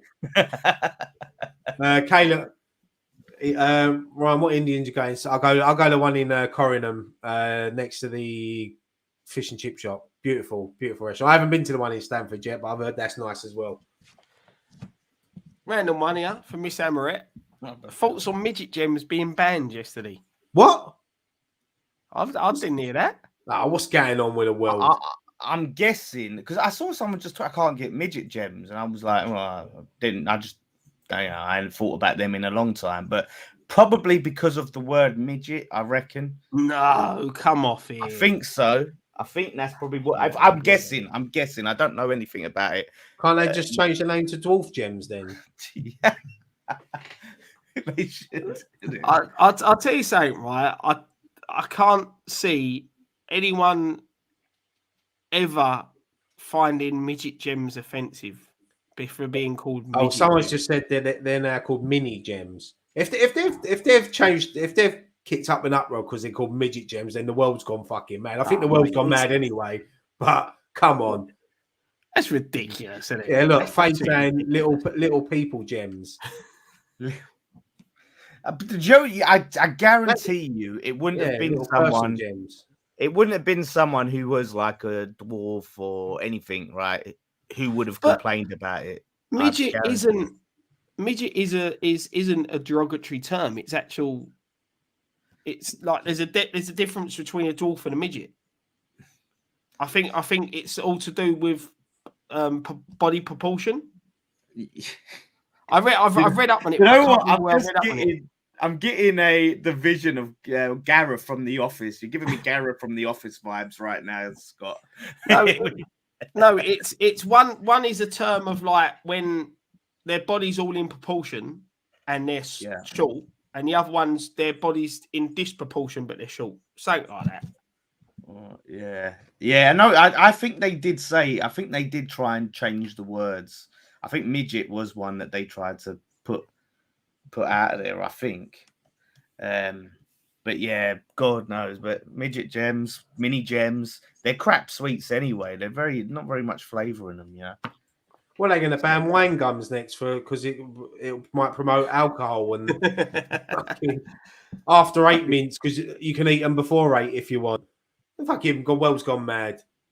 It's gone mad stuff. Crazy, isn't it? Yeah. The midget gems do look like just a different shape. They were, weren't they? A different shaped wine gum. Yeah, I remember they're just like shrunken wine gums. They're like dry. They was very dry, not much about them. They're just, who's still looking for them? Why are we still eating them? Yeah, but it's just changing the name of them. That's just crazy. Yeah. People, what's an elf then? A lot of. I'm just trying to think if that is The Office or if it's extras. That quote where they're talking about. They're having that debate about midgets and dwarves, and then someone goes, "What's an elf?" I think it's extras. Classic.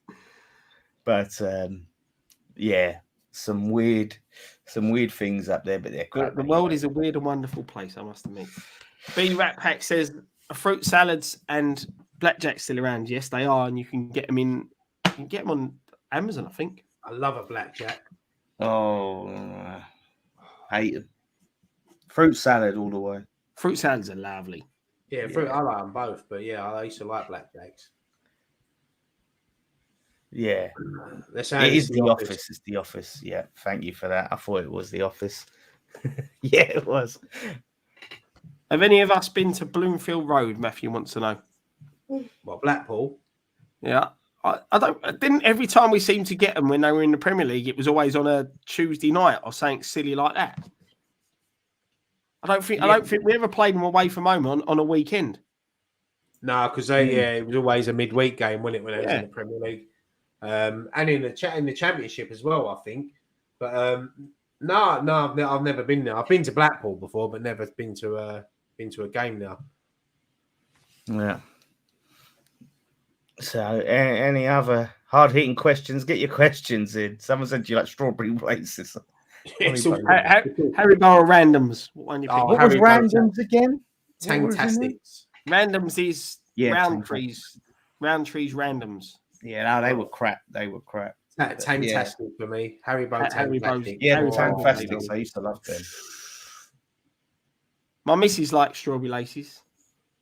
Man, I'm not a lover of them, mate, to be honest. He said, I think he was as well. How's Tiblini and Tiblini Jr., two cats from West Ham? I don't talk about the West Ham clip stuff. Just keep that under wraps. Okay. I think after the other night eating the post and the crossbar, I think they got kicked a little bit. We don't promote that on this channel, of course, but yeah, I'm only saying what we're ready to do. I mean, I'm sure he did. I do look forward to the West Ham clips though. And as soon as whenever we hit the bar or the crossbar or the bar or the post now, I always think of the West Ham clip straight away. Or if we hit one over, I think of that poor astronaut. Oh. Yeah. Do you know what? I just see NWO police was just like, what am I listening to? It's about randoms and Harry Bows and midget. I know. It's gone right. This is usually where it just descends. This is why it's called Ask Us Anything. People ask us, it's usually about sweets or TV programs. Chocolate bars. There you go. Yeah. Yeah. What's your favourite? Well, when I used to eat like dairy and stuff like that, it used to be a picnic or a double decker. Those were the two between a picnic, a double decker. I'd say it would have been. As Nicky ain't here, Dan Powers has come back. He said, I was joking about only taking the point versus Leeds and expecting no less than 3 going into OT next Saturday. Also, is there Lingard-like player besides Lingard himself that we can get and could help for the last 3 months plus of the season make the push for possible 2020? What is this? A non-sweet related question? What is this, eh? There you go. See, bringing it right back to West Ham and football. Let's talk. Do you want to talk a little bit about Lee's game? Yeah, bring back football. What we're here for. Lingard light player. I like. See, the thing is, I know they're not exactly the same, but I think Vlasic can fill that role. The more he grows into it, and I think I do see some similarities. I see, I know not a lot of people rate him in that, but I know he's been linked with Tottenham. But Traore from Wolves, I think would be perfect for West Ham. I really do. I think Moyes could get the best out of him. You know, I'm with you, mate. Obviously, I think Moyes can turn him into they showed his stats earlier on Sky Sports News, and he's top on everything apart from end product, and that's his downfall. But if he could add that to his game, I mean, can you imagine him and Antonio on the pitch together?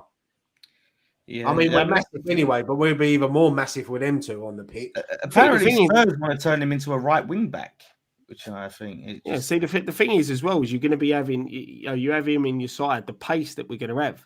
You see the counter-attack goal we scored, the counter-attack goal we scored against Leeds on Saturday. When you had the players like Traore with the pace that he's got, plus he has the strength a lot similar to Antonio. It's going to be like the Bash brothers, isn't it, up top? Well, the thing is, I see earlier that it's Antonio and I can't remember who the other player is. Dawson have both picked up knocks, and they might not even make Sunday. So if we lose them two, that'll be massive if we haven't got them two. But I'm confident they'll be involved on Sunday. I mean, as long as Zouma's back, we can afford to lose Dawson. But I think even when Antonio isn't at his best, he's still a focal point, and he's Antonio just offers a threat, doesn't he? But it's going to be a different lead side to what they had out last week in the cup. But I still fancy us to get a win over them. I mean, we beat them twice last year. We've beat them twice this season away from home and in the cup. And I just think that we've got something over Leeds, and I think we've got the better players, we're the better team, and I just fancy us to go on and get the 3 points on Sunday. Yeah, we just hopefully it's not the Mike Dean show, and that's the thing.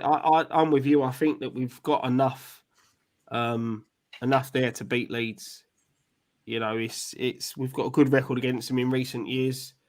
Since they've come back to the Premier League, they've not beaten us. I just think sometimes the way they play just suits us down to the ground. And this is the thing. It's a big loss if Antonio's not there, but you're then looking at a front three of Bowen, Vlasic, and Fornals with Lanzini playing in behind them. It will probably mean that Kroll will have to come into the midfield to play alongside Declan Rice. But I think when you look back at the Norwich game, Lanzini being in there with him sort of restricted him a little bit from getting forward. Like we were saying before the Watford game with Souček, how his game's a bit more restricted with Rice now getting further forward. Where Lanzini played in there alongside Rice, Rice has to do that defensive work a bit, the defensive side of his game much more. I think bringing Kroll in, if Antonio is missing and we have to play Bowen up top, just allows Rice then to drive forward how he has been. He needs to work on his shooting, though. He's really starting to frustrate me, Rice, because he takes a shot and it's nowhere near, and he's on free kicks. And I respect, you want him to be able to, if he can add that to his game.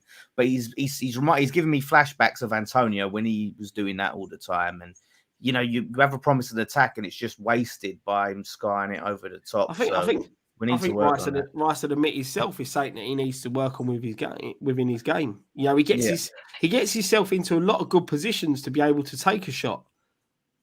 As does Antonio. Focus on his accuracy because he's shooting. But for me, Rice isn't there.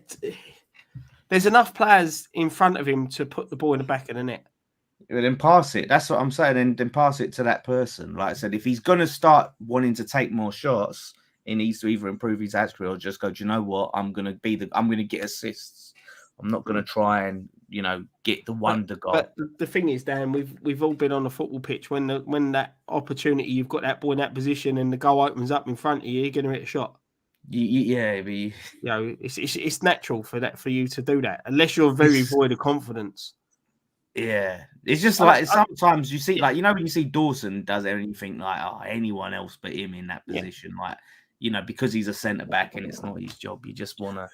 I just hate seeing wasted opportunities. When we get there and we do something like that, it winds me up. Obviously, Lanzini started alongside Rice in the centre mid the other night. Do you think maybe it might be maybe dropping Fornals in there and putting Lanzini a bit more forward? Do you think Fornals has got a bit more of a sort of work rate? More than what, not so much of a work rate in Lanzini, but work better. A bit more, Declan Rice. Yeah, I think he's a bit more. He's probably got a few more defensive strengths, isn't he, than Lanzini. A bit more out about him. I think it's worth. I wouldn't mind seeing how he does, and Lanzini allowed to be a bit more creative, maybe. I mean, there are rumours that Souček might even be back for Sunday, so that would be a massive boost if he is to just come in alongside Declan Rice, but then who'd you drop out? It'll probably be 4-0 if you go on current form, because you can't drop Lanzini at the moment, or Vlasic. But again, it depends on Antonio, because obviously if Souček comes in, Bowen will move into Antonio's position. Then you'll probably get 4-0 going out. I think Antonio will be all right. I think they'll be all right for Sunday. The thing is, it's one of those, because he towards the end of the game against Norwich, he didn't look overly mobile. And he did go over to the bench at one point and have a discussion with one of the, I don't know whether it was a medical staff he took a knock, didn't he? I think he might have been, I think it might have been more of a dead leg. And we've all played football. You know what dead legs are like. They're hard to shake off. But yeah, no, look, I fancy us on Sunday. And we just need to keep winning games. Like, if we keep winning, you know, we can't worry about what other teams are doing. You know, if Tottenham win their 3 games in hand, then fair play to them. They deserve to be in the top 4 if they do it. Yeah, but and that's it, mate. Keep doing what we're doing. All we got to do is win our games and just hope we have a bit of luck with other teams and their results. Yeah. Shout out to Dom. Yeah, sorry. Evening, Dom. Dom got a mention last night in my interview with Tom. He loved it. But there's a question here. What was your favourite game at the London Stadium? Caelan wants to know. Oh, now I've got to think back. There's been some we've had some really cracking games there. I think going on this season, I one of the best games atmosphere wise and result wise was Chelsea 3-2 at home. Yeah, the Chelsea 3-2. Yeah, was a great game. Like, and I think that's up there with one of my favourites at London Stadium so far. And also, you go back to the Tottenham 1-0 home win on the Friday night when we beat them there. That was a great game. And Liverpool this season, 3-2. Yeah, 3-2 Liverpool. I was a bit gutted because I missed the Chelsea one, so I can't really say that. But Liverpool, for me, this season has been one of the better ones. One of the best ones. It's a few to think about over the years. It's a lot, isn't it? Yeah. Oh, someone's sneaking back in. See, at the bottom. Antonio's hamstrings are on the brink. They're about to burst. He's gone down a couple of times lately. Striker needed. Sorry. Hashtag sorry. Yeah, it's funny. Like, Bowen looked like he was pulling up as well. Yeah. Like pulled up with a little problem. But I think this is I've just seen this question come out. It's probably good because Nick has just joined us as well. What you got planned this year for the channel, boys? Jimbo wants to know. Lots. Yeah, I think like if people probably would have noticed over the last couple of weeks, there's been more regular videos, trying to get one out every day, getting back to regular content. So yeah, you know, there's a lot more we want to do on the channel, obviously. And it's been going well, and especially the last few weeks, and we've had some good feedback. We've got a few, like I said, a few things that we want to do. It's hard to say what we want to do because obviously we know other people watch and nick your ideas. So, we just keep stum, but just watch this place. Watch it because there's a lot going on at the moment. Lots. I'm not going to say too much. Obviously, I want to shout out to the rooftops, but I'm not going to say nothing. Yeah, it's so funny when some people are talking. Like, say when we're talking about something else, I'm always trying to read ahead at the comments while listening at the same time, and sometimes I'm laughing at just the wrong times at fucking comments that I'm reading. Someone just said this about Nikki. It's a wrestling reference. Fuck off. No, it ain't. It's Pokemon reference. It is. No, Slapnuts. It's it's a mixture between Pokemon and thing, but it's Jeff Jarrett is from this channel. And it's a Jeff Jarrett's thing. Matt Powell says you guys should do a podcast. Watch your space, Matt. That's what I'm saying. Watch the space. This is a good idea. Bingo. I would love to see you guys do a Weakest Link West Ham Fan TV edition. That'd be good. Who can we get to do Anne Robinson role? Dom. Didn't you once say that Scott looked like Anne Robinson? I'm sure we was on a show when you said Scott looked like Anne Robinson once. I think you've dreamt that one up. I look like Anne Robinson. Last week I looked like Graham looks like No, I look like Graham in 20 years or something like that. I got called it last week. Yeah, that's the biggest insult you can get. Oh, mate, tell me about it. It's terrible. Good stuff. Have you spoken about Governor B? Who do you know? Yeah, well, fair play to him. He's doing a good job. I think we might have spoke. I don't know if we spoke about it on a post-match we reaction. spoke about a post-match reaction, didn't we? Yeah. No, I was just thinking seeing a lot of comments about it. I thought you might have mentioned Yeah, it. they was on Good Morning Britain this morning as well, weren't they? Isla's mum and Governor B. And yeah, look, it's great what he's doing. And I actually like the song as well. It's quite a catchy song, isn't it? Can we have something where if we hit a milestone or something, Scott has to do it, has to recreate it? I think we should all do it. Scott was like, I mean, it's not that sort of thing isn't his cup of tea. It's not my genre. It's not his genre. And the idea of Scott recreating it would be priceless. Maybe if West Ham win the Europa League or something. I very much doubt we'll be able to do that in one take. Oh, it'd be solid. Just you doing it. We don't want to do it live on Friday Night Pint. Just Scott with the lyrics and the backing track. I'd be so funny. I'll give it a go. Give it a go. Fair play. Yeah, this is a good one. Lewis is saying, what about a great West Ham Fan TV bake-off? We all present ice creams to Graham, who would judge, and then he'd end up selling the winner his ice cream van.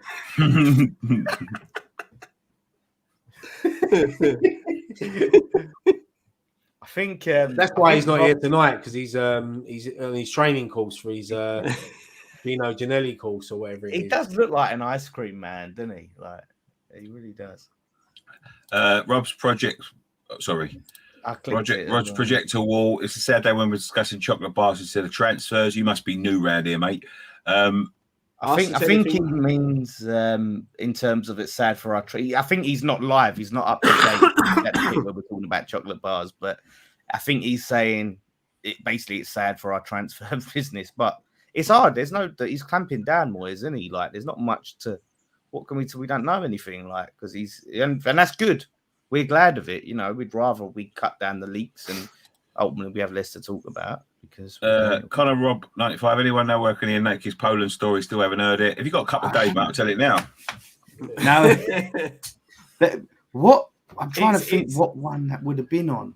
That would have been right at the beginning. Do you know what? I would go back to the beginning of Friday Night Pints. It's probably within the first 10 of them. I think I'll go back to the first 20 because I think you told it on the first 20 episodes. And then on episode 36. And then 46 and then 52. But Daniel Thomas says, who's your favourite wrestler? Kylan is Randy Orton. Caden's is Randy Orton. Yeah, mine's Randy Orton as well. Little RKO. I was always Undertaker fan growing up and Stone Cold. Those were the Stone ones. Cold Steve Austin's mine. And I met him. What was his name? Wow. Mike the other day. When he come over, he looked like Paul Bearer in his suit. Mine was Bret Hart. I love Bret Hart. I used to love British Bulldog when I was younger. British Bulldog, yeah. Yeah, he was good, yeah. But Bret Hart was good. I was like Hulk Hogan, but everyone likes Hulk Hogan. I was obsessed with Hulk Hogan as a kid. It was Hogan Warrior. I used to get a T-shirt and I used to cut a little hole in it, and I used to rip all my T-shirts open. I was obsessed with Hulk Hogan. It was embarrassing. I'm trying to think. The trick was doing it. He'd cut the top bit. There'd be a little slip there, wouldn't he? And then he'd go. I met The Rock. I met The Big Show. I met William Regal. I met Kurt Angle. Nikki met Austin. Did anyone? You know, The Rock's in Fast and Furious, isn't he? Right. Hmm. In one of them, there's a scene where he walks in, and he says something to Tyrese Williams, and the cut. So Tyrese Williams says something to The Rock about baby oil, and his comeback is about his bald head. Oh yeah, Tyrese. It wasn't scripted. Yeah, and I think Ludacris's reaction is his real reaction. Like they weren't meant to say anything. I was watching the clip of that the other day. He said, "No." What is it? He says, "You better wear that big ass forehead." Yeah. Oh, he's for it. Yeah, because I was going to say The Rock's bald as well. Yeah, no, yeah. He said to him something about "I had your baby" or something like that, and he said at least I you can't do that big ass forehead. I watched that film the other day. You know, the one about Paige. It's fighting with my family. That's a brilliant film, that is. I've seen that a couple of times now. It's really good. Yeah, I ain't seen that yet. Matt Powell says, "Hey Nicky, have you ever worn wrestling masks? Bet you make a good luchador." Me and Ryan spent about 3 weeks wearing fucking wrestling masks when we went to Mexico. You know what? I bought about fucking 20 of them. In lockdown, when we first started lockdown, and I was like, my missus went back to work, and I was in the flat on my own. I started going a little bit crazy. I found my wrestling mask. I was just wearing it all day, walking around the flat. Do you remember the fan cams we did after we beat Tottenham at home, right? And there was this one random fan in the crowd singing with a fucking Rey Mysterio mask on. Some bloke. I don't know why I never wore that when we had like Hernandez and that. I hope we sign a Mexican now. I want to wear it. I had about 20 of them. I bought loads of them. Do you remember fit in my head though? Remember when I wore it? Remember when I wore it behind the bar in the barman in Mexico? Yeah. He was smiling as he was hitting me. A lot of people talk about Big Daddy giant A-steaks. It makes me like. I used to be at home, right, in the 90s watching Monday Night Raw. Oh shit! Sorry, Granddad would come home pissed and talk about Big Daddy and fucking giant A-steaks. That's real wrestling. Yeah. Mate, I remember them. I remember going when you used to have the wrestling at the old holiday parks and holiday camps, things like that. You used to watch wrestling now when they hit each other with the trays and things. Yeah, I remember once, right, I went to, I stayed down my mate's caravan in Highfield in Clacton, and they had the old British wrestling there. And me and him went down there and we took the kids down there. And they started wrestling. And they fucking picked up our pint and poured it over the wrestler's head. And then they threw him through our table. And Gareth was going like that. Gareth was going, "What are you doing?" Yeah, they do. Random day that was. Proper shit. Matt Randall says, "Give me an address. I can get a custom-made West Ham wrestler mask made here in Mexico." Yeah, that'd be brilliant. Oh, mate. Oh, he's in Mexico. I thought he was in America. No, he's in Mexico. Did you see the guy wearing a Spider-Man suit against Chelsea? Weird behaviour. Typical Tottenham. Do you know what? They're in a bit of a mess, Tottenham, because you see their owners just basically come out. They're going to build a load of new houses and a cinema and everything in Tottenham, spending like loads of money on that instead of. There's rumours as well that Conte's falling out with Levy, and there's rumours he could walk because they're not backing him. They promised him and they're not backing him. How good would that be? Oh, it'd be so good. Like they was like, yeah, we got Conte, we're finishing above you for sure. And now look, they're a mess. I got banned from Highfields, Valley Farm, Caravan Park ruled. Yeah, Valley Farm's decent as well, but I just stayed in Highfields. That's where his caravan was. But I want to know why Maiden got banned now. Austin was at Lakeside years ago near the West Ham shop doing a signing. Fucking hell. He's got daughters. He's got a daughter that lives in or daughters that live in Basildon. Yeah, he's there. Like she's English, the mother of the kid. She was the one who came up with the Stone Cold name. Yeah. He was the one who came up with it, wasn't she? Like, I think his kids used to get a bit bullied because they said he was their dad. No one would believe him, so he rocked up at school. Do you remember that time when he come out at half time against West Ham when we played Fulham at home and he was 0-0 and he come out and he done a speech and he was like, "If you want to see West Ham open a can of whoop ass on Fulham, give me a hell yeah!" And everyone was just like, "Fuck off!" And we end up losing 1-0. Yeah, I was so upset then because I thought, "Oh, Stone Cold might not want to be a West Ham fan now. No, we get Stone Cold at West Ham." I mean, Nicky got me because when Nicky met him, it was when he released his film. I can't even remember what it was called now. Was it Damaged or something like that? Condemned. Yeah, Condemned or something. Yeah. And Nicky got me a signed DVD. I've still got that. I see that the other day. Funny enough. Signed. Yeah, I remember watching that. Vinnie Jones was in it, wasn't he? Yeah. Stone Cold was in Longest Yard as well, wasn't he? The Alan Sandler film. Yeah, they had a load of wrestlers in there. Yeah, Kevin Nash in there as well. Great Carly. That's a good film. That is. I like that film. Yeah, it was. I remember watching the original Burt Reynolds version, and they shaved off his moustache, and I turned it off. I thought I can't watch a Burt Reynolds film where he's fucking got no moustache. Turn that straight off. Because he's in the Adam Sandler one as well. Yeah. Because it was his original, and he come in that one as well. Yeah, so Richard's just saying there, Stone Cold's Broken Skull Ranch. I love watching that. I mean, watch that. I haven't watched any of that. I like it when they're struggling to run up the hill and Stone Cold's on behind them on a quad bike, screaming at them. Yeah, Stone Cold was in Expendables too. Yeah. Didn't he get set on fire in that or something? I can't remember. I'm sure he did. Yeah, he did. That was his death, wasn't it? Spoiler alert. Yeah, apparently Palace have gone 1-0 up against Brighton. I can't see who scored because I think they've had 2 penalties turned down Brighton as well. I didn't realise that was on tonight. Like didn't have Brighton missed. They missed one. Oh, did they? Didn't have one ruled Gallagher, out. Gallagher scored. He's. I'm glad he weren't available against us. Gallagher. He's a quality player. If we win the Europa League, you guys should do a fan cam in fancy dress like Batman and Robin. As we all have only fools and horses, mate. Listen, if we win the Europa League, I'll do anything you want. Limits, obviously. Limits. Yeah, of course, within reason. But yeah, it's one of those. But yeah, no, listen. We're gonna have a party. That's for sure. If we win the Europa League, mate, we should do like how we did Friday Night Pint Live, and we did the part. We had everyone for a party. We should just do a massive party if we win something, and get a place and just fucking have all of our subscribers. That'd be amazing. What's that? Party. If we win, are you talking about that? Nicky's reading that. I'm with you, Dan. Scotland Brings bring a whole new meaning to Friday Night Pint Live if we win the Europa League and have a massive party. Mate, Friday night party, it'd be massive. Just you must have been talking at the start about someone like you being more healthy than Scott or something. We should do Friday Night Pint Live. Yeah. If we win the Europa League, and because it's in Spain, we should call it Friday Night Pint Tapas and Tits.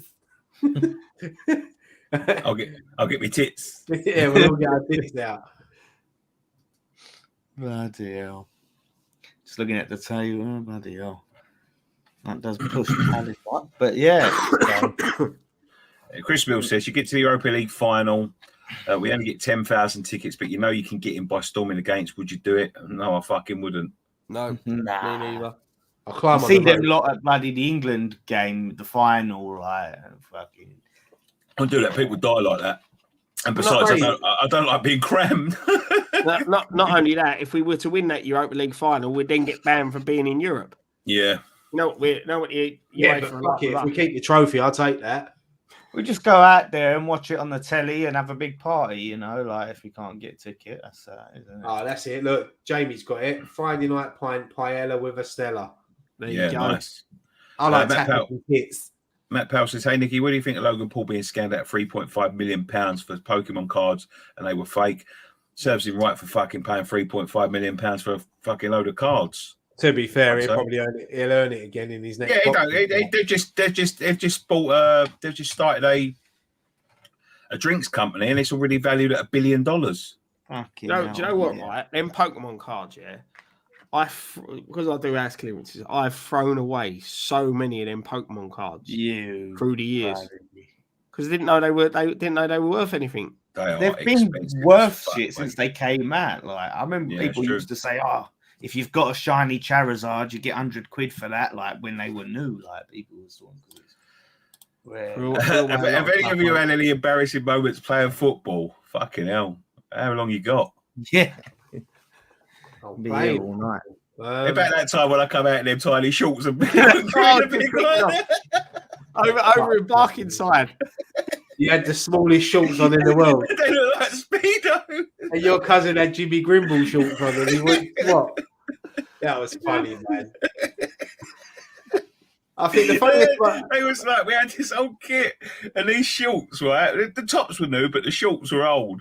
And we was because we was playing in the third team, and they just started. So we got old 80s shorts, and they were small, man. And I was a big lump, and I put these shorts on. I swear my life, it's like wearing a fucking. It was like wearing a football shirt with Speedos, and I was like, but I was bigger than everyone else. I had the smallest shorts, My cousin bought his own ones. And I was like, let's swap. He was like, nah, honestly. Did he have like fucking chino shorts on? I was like, fucking hell, man. Like, and I was running around, and even the opposition players were laughing at me when I was running on. It was all cramming on my ass. Every time I bent over, my arsehole come out. Oh, fucking hell. Bloody hell. I've got to shoot, guy. I've got to ring my dad back because he just called me. So, Yeah, no worries, mate. We're finishing up in a minute anyway. Dan, before you go quickly, anyway. I saw a few comments earlier. Is your mum all right? People were wondering because she's not been in the chat for a while. Oh, right. I mean, I ain't spoke to her in a couple of days. I hope so. I haven't heard anything. But I know she has been like taking on a lot of hours at work, so I think that's probably what it is. She's been doing a lot of work, so I'll have to ring her. I have to ring my dad now.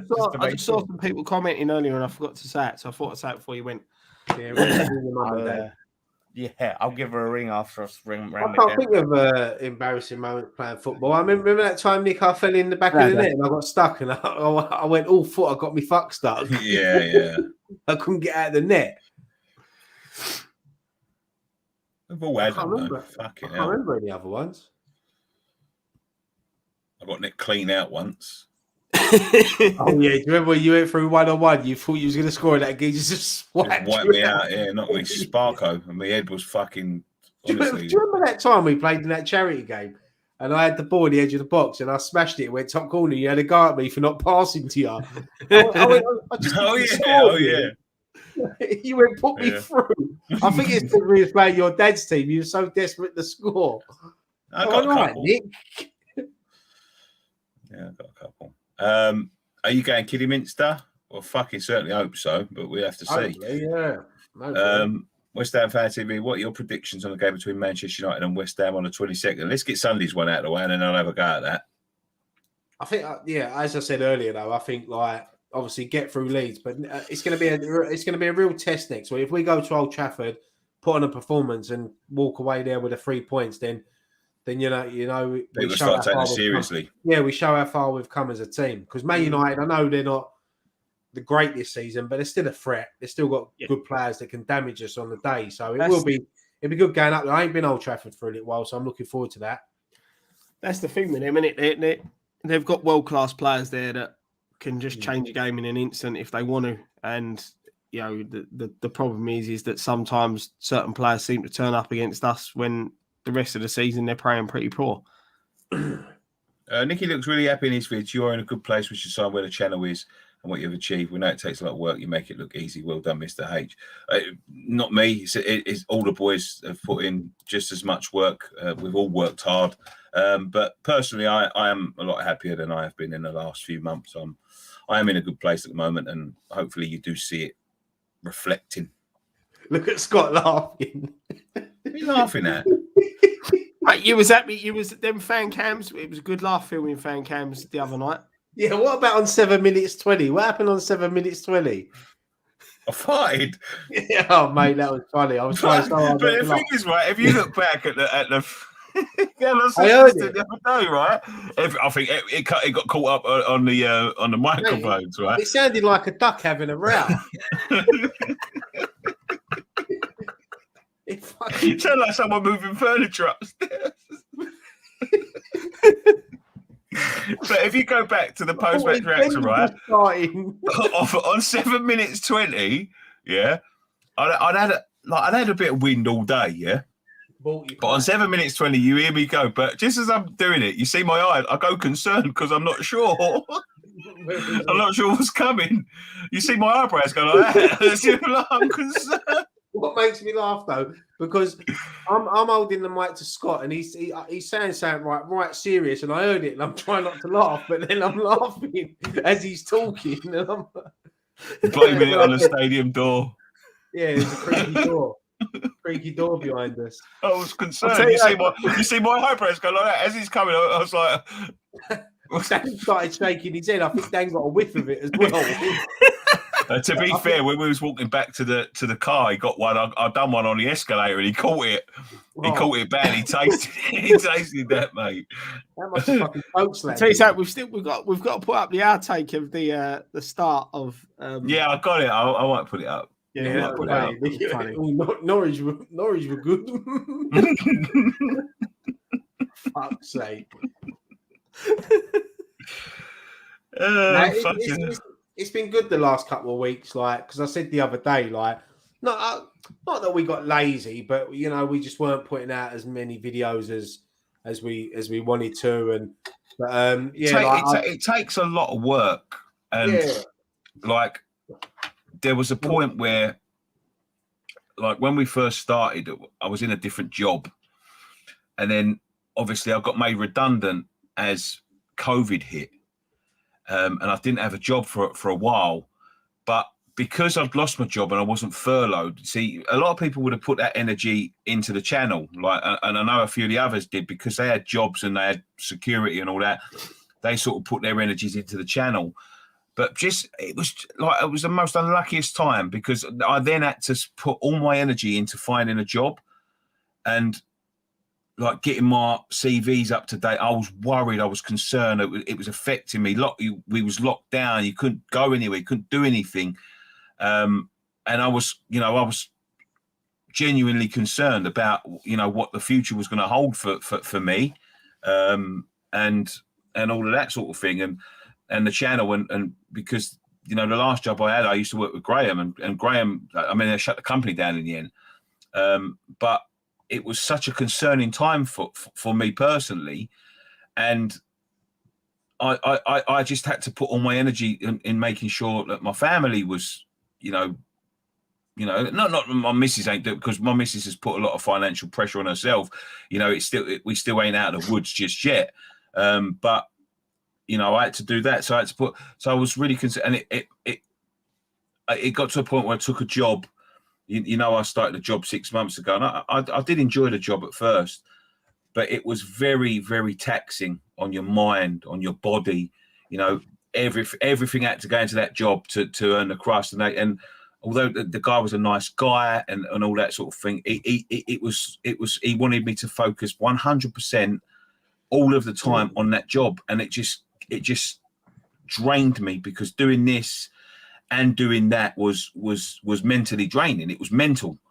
And I took the decision over Christmas. Something happened over Christmas. I won't go into it, but I just said, I'm going to quit that. I'm going to do something else. And that's it. I just quit it. And it's like a relief. It's like a relief off my mind. And yeah, there's big things coming. Believe me. Big things. It's same for me. Like, as much as I love doing, like, Friday Night Pint, and it's my favourite show. I love it, and post-match reaction and that. I sort of stopped doing videos on my own and doing on the social the other day again. Like, I enjoyed it, and then, like, the interview last night with Tom, I really enjoyed. So there's other things I want to try to do, and as I said, I want to get back to doing more videos and enjoying it again. And obviously, you've been doing the daily transfers, and Scott does the previews, and we do Friday Night Pint, and we do a lot of match day content. So, yeah, there's a lot more stuff coming up. And we've got other things planned, like another Friday Night Pint live, which will be good. Yeah, there's loads of things. I'm dedicating a lot more time to this, and there's aspirations now to, going forward to make this a full-time job, not just for me, but for a couple of the other boys as well. And we're going in the right direction, and we're going to make a good go of this now. It gets to a point, like, when you look at what goes on and how long you've been doing it for, you get to a point where you have to focus on this now, because if it doesn't, you're going to always think, what if we did, and would we have made it? And I think that's a lot of pressure to put onto the boys, because we've all got mortgages, we've all got families, but someone's got to take more of a focus on that to make it better for everyone else, like to make it. I think in the next, I'm saying in the next 6 months that this is going to be a full-time job for at least a couple of us, and that's the focus we're going down now. And and that's the focus where we have to go down, because it's getting to the point now where we've put so much time and effort into it. If we don't focus on it now, and it'll always be a hobby. It'll always be second to everything. And one day someone will come along and they will take the reins, and our viewership will go down. But we have to focus on it now for the next 6 months, because if I'll be honest with you, and I'm going to be totally honest, and I've said this, if it doesn't work, then we're wasting our time in terms, because eventually it'll just drift off, and we would have done nothing. So it has to work. Or I mean, as B Rat Pack saying, it can't be easy having to appear on FMP when it's not all going great. And I think we've all had times doing this show where we've, had things going on in our personal life, but then we come on here and then for 2 hours or 2.5 hours, you just forget about it, and you have a laugh with your mates and the people in the chat, and that's what it's all about sometimes. Whatever. It's like when you go football on a Saturday or whenever we play, whatever you've got going on at work or in your personal life, as soon as you get in that stadium, it goes out your mind for 90 minutes. It goes out your mind because you're there with your mates, you're watching your team play, especially away days as well, because it's a whole day.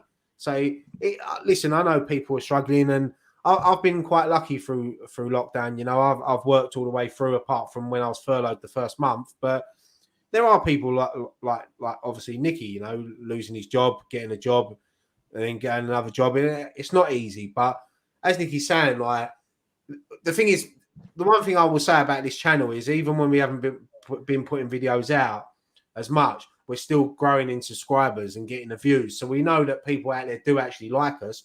There are people that don't like us, but that's the same. People like other channels. They don't like us. They like us. They don't like other channels. That's just the way it is. It comes down to the personalities. It's nothing to do with the name of the channel. It's who's on the channel and the personalities. That's it. Yeah, no, yeah. You are right, mate. You are right. And that's it. And as I said, it's just that with us, I think it is timing with everything. As I said, through lockdown and stuff like that, it's if I had been furloughed, if I'd have been furloughed rather than laid off, I think we'd have all had 100,000 subscribers. Yeah, because you would have had. I would have had the time, energy, and everything. That it wasn't so much the time; it was the freedom of the mind. Yeah, exactly. That's because you're not in a good place up top. You can't focus on the things that you want to focus on. Like you said, you were so focus driven on getting another job and making that job work and stuff like that, because it's that you always need that fallback of security. And that's it. But like Joe says, it's a shame. It's a shame. Everything was just Crystal Palace are winning. Yeah. He says here, FMP saved my life and probably many others. As we've said, we all through this, we've done this. The fact that we're out of lockdown and you guys are still here watching us on a Friday night. When now you can be out there doing stuff, it says a lot. It gets got us all for it. The main comment I get is when people come up to me at grounds, or not even at grounds, when I see people just that, if I'm out shopping, like randomly, people come up to me and the first thing they mention is Friday Night Pint. They say, it got us through, it got me through lockdown, you boys are doing such a good job. And it's just a massive part of people's lives now. And it's a part of our lives, because on a Friday, I think to myself, I can't wait for a Friday Night Pint tonight, because I know the weekend starts now.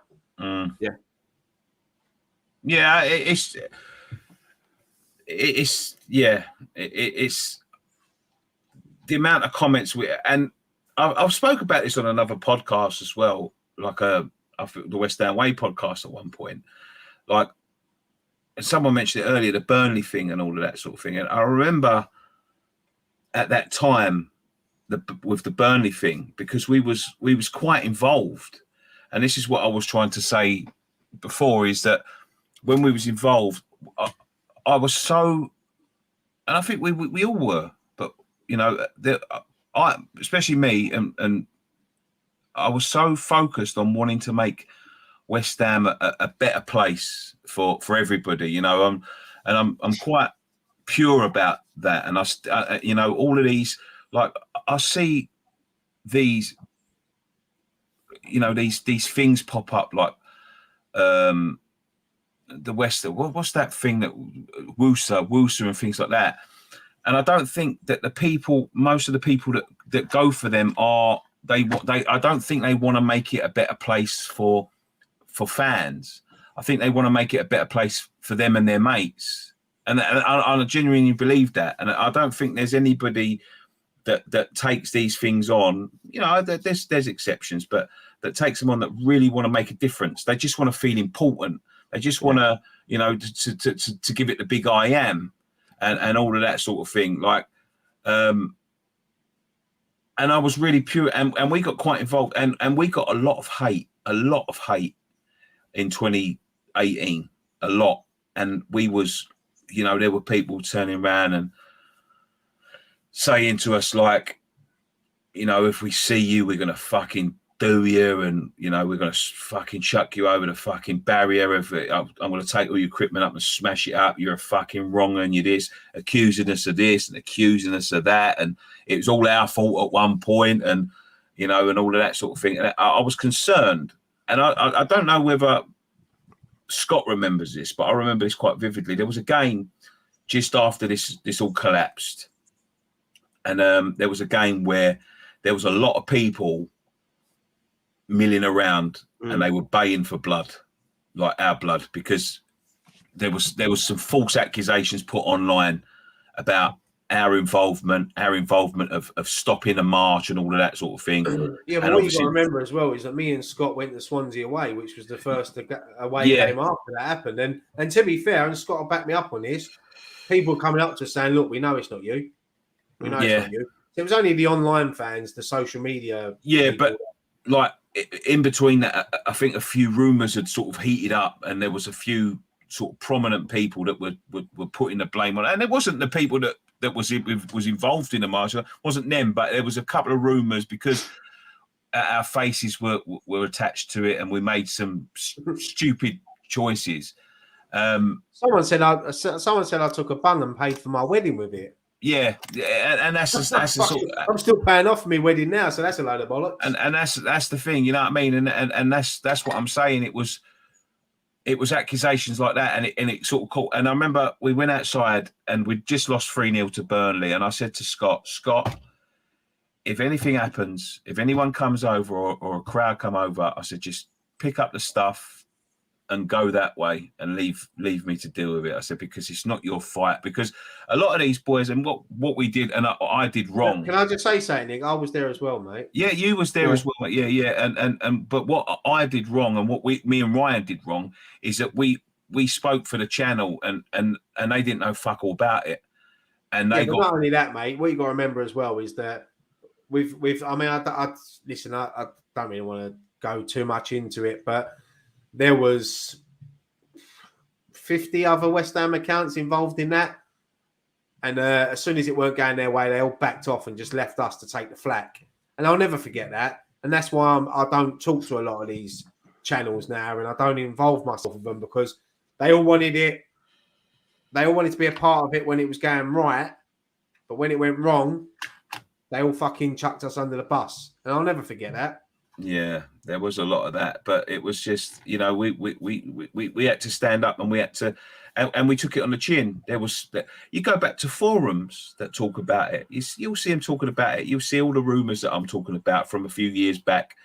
And I went on there and I fronted up to every single one of them, because I had nothing to hide, and Ryan had nothing to hide, and we had nothing to hide. But we got a lot of flack, but we still remember the people that stood by us. Yeah, but I always think things are meant, and like, look at the position West Ham are in now. Like, if you'd have took it about that march, if that had gone ahead, we might not be where we are now. If the invasions didn't happen, if things did, I mean, calling off the march led to the things that went on that to now where West Ham where they are. So there's always things that it's meant, like, for a reason why it happened. Yeah, but we made mistakes, but we faced up to our mistakes, which is a lot of people just run away from them, but we didn't. We faced up to them. We faced, You know, we went and faced all these people. I never hid. I could have fucking hid from West Ham for ages. Ryan could have hid from West Ham for ages. Went to the next game. Very next game. It was like 2 days later. To be fair, under Pellegrini, I wish I did hide for a few games. But no, look, I think when we started this channel, not so much in the first year, but the first, like when we started at London Stadium, we used to go to away games. And you get people walk past and give you the look, like look at them. Wang. I think with us, that separates us from some other channels is that we're at every game, home and away. And I think that's why we get a lot of respect now from a few fans that didn't like us in the beginning, because at least 1 or 2 of us are there every away game. We're at every single home game. And we do, like the other night, you know, the Norwich game, I didn't get home till 12:30. Yep. Time I get in, have a shower, and it's 1 o'clock in the morning. I've got to be up at 6:30 next morning to go to work. You know, so there is respect there. There are people that don't like us, and look, you can't help it. You know, I've always said if you don't like Coronation Street, don't watch it. You know, there's other West Ham channels that I like, that I watch. There's others that I don't, because I just don't like them, and that's it. And I know, you know, people don't like us, but it's not only West Ham channels; it's other channels. Anything. Do you know what? I respect people's opinions, and that's what we've always done. Is I respect your opinion, but don't take that opinion and get violent with it. Don't come up to me and start trouble with it. Don't come up to me like there's no point in coming up to me and call me a cunt, because I'll just laugh it off and walk away. But why are you doing that? It's just confrontation. Like, if my opinion offends you that much, then just don't watch it. Simple as that. Do you know what I mean? There's no need, and that goes for anybody. You know, unless you've got an opinion that, you know, paedophiles should be let out on the streets and all that. You know, an opinion about a player. I see it every week on you know, comments and stuff, and I read comments, and they'll talk. Oh, he's talking fucking bollocks, the idiot. And there's no need to be offensive. If you don't agree with it, you don't agree with it. But there's no need to be offensive. I said it the other day when I was doing on the social. I said, "Oh, people might tune in and think, fuck, you know, what's this bloke talking about? Thinks he knows everything about." But look, it's YouTube, and we're only giving our opinions. Not everyone agrees, and I agree with sometimes with Nicky. I agree what he says, and then sometimes I agree. And we've had arguments before, but you've got to respect that we've both got an opinion. That's what it's about, mate. We've all got a difference of opinion, no matter, you know, all across the board between the 5 of us, and that's it. We may sit there and have a disagreement, but it's just a disagreement. We're still mates at the end of it, and we respect each other's opinions. There's some super chats coming. Yeah, look, Kate saying, "I have respect for you, Ryan. We had a selfie with me and my granddaughter. I said, you don't mind? You said, no problem. Of course not. I remember, Kate. That was the Leeds game last week. I thought my luck was in. I had all these lovely women around me." We got I've started some comments that we had, you know, when we were talking about, you know, Friday night pint. Lewis says, "Yeah, I haven't been able to socialise much, and I work at home every day. Friday night pint is like hanging out with my mates. I look forward to it every week. Keep it going. Cheers, mate." You know, and that's how it is, as we said, for us as well. Super Jack from Kimbo. I hope this helps a bit, chaps. You know, thank you. Exactly, it does, and you know, just having you guys here viewing helps. You know, we, as I said, as much as we enjoy doing this ourselves, we enjoy it because you guys enjoy it as well. Essex Hammers put $50 in. You are by far the best channel, True East End boys. One day soon, I'll get over to meet you and buy you a beer. Keep up the great work. You make it big for sure with the dedication and quality content you provide for us all. Come on, you irons. See, when people say, see, they're the comments I love when people say, "I'll buy you a beer." Because that's what I love. Buy you a beer. No, thank you so much, Essex Hammer, for that, mate. Really appreciate it. And yeah, anytime you want to come over and buy us a beer, mate, we'll buy you one back. Doris from Northampton here in America. The watch-alongs maybe look forward to the games even more than normal. No disrespect. Doris from Northampton. I think that's the most best YouTube name I've ever seen. Like, I'm Doris from Northampton, and we know you're Doris. So it says, no disrespect to West Ham fan channels, but West Ham Fee is the best, great content, a great bunch. The thing is, listen, I say about other West Ham channels, I've got respect for every one of them because we know it. it is hard work. It's dedication. It takes a lot out of your time.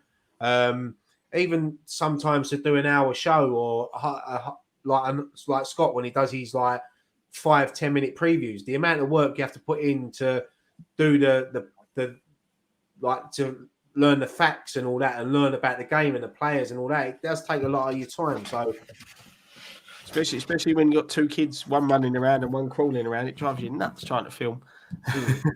Kimbo says here's another 449. Thank you very much, mate. Jamie says best thing in this channel is that you're all down to earth in person, and on Friday night, great set of lads, and we'll see you all on the 22nd. I think that's one thing, and I've always said if you go back and look at the first post-match pints and when we first started, apart from our hairline and that, I think we haven't changed that much. I mean, we're always down to earth people. I mean, if people come up to me, you know, there's no egos with us on the channel. I've seen other YouTubers that've got a bit above their self. I think they're better than what they are. But, you know, listen, I'm just Ryan Archer. You know, I work Monday to Friday. I'm a family man. I love doing this with my mates, and I enjoy going West Ham. And if this channel ended tomorrow, I'll still be going West Ham home and away. I don't just go West Ham because of this channel. We pay for our season tickets. I mean, when people ask me for tickets for games, I don't know what influence they think I've got, but I just about get tickets myself. I'm worrying about myself getting tickets. And this is another reason why I think we're a bit different. You look at other fan channels; they've all taken favours, all of them, every single one. They've all taken favours from the club, or done something for the club, or taken something down for the club, or gotten favours for seats for the club. All of them, every single one. I've never done that. Never, not once. Just to bring a bit, do you remember this? The best comment on FMP was Nicky being described as a skeleton with bingo. That was that Philip, wasn't it? Dean McKaylee. Yeah. Said that. Yeah, that was bad. Doris from Northampton said it was something Nicky said on a watch along. It's Rod from Hornchurch, really. Oh, well done, Rod. But yeah, Mr. C says you find positives in any situation. You're real West Ham legends. Take pride in yourselves and give far more than you would ever take. Never take anything for granted. And West Ham and United, all you lads are amazing. Been following you since day one, and you're all going to smash it. Another super chat. Glenn Marshall, £20. You guys are massive everywhere you go. Keep up the great content. Thank you so much. Cheers, instead, please do this. Instead of donating money in here, go and buy a T-shirt. I'd rather you do that because you get something back. I don't know whether we read this one out. €599. 100% support from Vienna, Austria. Go to the next step, lads. Thank you very much. Cheers, mate. Jeez, do you know what? I've just looked at the time. It's 10 o'clock. I know, yeah. We've been going for 2.5 hours. No, I think we spoke about what, yeah. Spoke 20 minutes about West Ham. Biscuit ankles. Biscuit ankles, yeah. Thank you. Hey, do you know what, right? The mad thing is, I showed Graham the other day. I was watching an old FMP Friday night pint, post-match pint from the bowling season. Remember when we drew 1-1 with Everton at home? Yeah. And we was talking about like the end of season, what they could do for the club. And I was talking about it, and I said, oh, imagine like they had a stage in the middle of the pitch and they got all the old players to come on there. And then the last thing they do was Hurston Peters walk up the stairs, and then a hologram of Bobby Moore comes through the pitch. Tell you what, I weren't fucking far off. Yeah. Because then I turn around and say, if they can't afford the hologram, get an actor to look like Bobby Moore. So I weren't far off. No, that's true. Off, but it was just mental watching it. I was thinking, fucking hell, Mystic Ryan. But then I did say after that, why don't they go and put slime on the Bobby Moore statue like they did in Ghostbusters 2 with the Statue of Liberty and make Bobby Moore walk up the stairs? So it went a bit off there, but I love watching back the old FM post-match pints sometimes. It's fucking man, I miss that clubhouse so much. I miss it. I miss the old studio, and we're looking for something new. So we'll go around Andy's. I think. Do you know what we've been offered? He's got a bar. It's a central location. I think it might be the solution. But As long as he puts beers and peanuts on the table, I'm all right. Hey, mate, his mum and dad come out the other day. They've stocked up the whole bar for us. Remember when we used to do it at the Smoke and Bubbles, and they used to give us salmon and beer? Great food that was. Why Great would you food. say that, man? I'm going to ban this geezer. He's done my fucking head in all night. What? Who? Why would you say that? I Ridiculous. don't ban him. Bobby Don't Morris ban still him. alive. Trust me. He's allowed to comment. Put that. Let's say we need a new home, and then we can get back to doing proper post-match pints. I miss a proper post-match pint. That's the thing. Clubhouse was great. Mr. C saying, where is he? Where's he gone? Hope you'll have a drink when you finish. Not seen much tonight. Look, I've had 4. I brought one out. I've left the others in the fridge. I was gasping for a beer. I was thinking in work today. I was thinking I'm looking forward to a beer tonight. I'm doing dry January. I did that last year, didn't I, January? Not really. I'm I've had a Bailey's. I'm not doing dry nothing, mate. I remember the old PMP when Ryan didn't get a massive record of Schweinsteiger. Yeah. That was the FA Cup game, wasn't it? Yeah. West Ham Reunited says, watch along for Kidderminster if we can't go to the game. Of course. Mrs. Creswell, yeah. I'll tell you what, Andy, right? I'm not going to, but some of the WhatsApps he's been sending me today, I've been trying to, I had some serious work to do today. Right?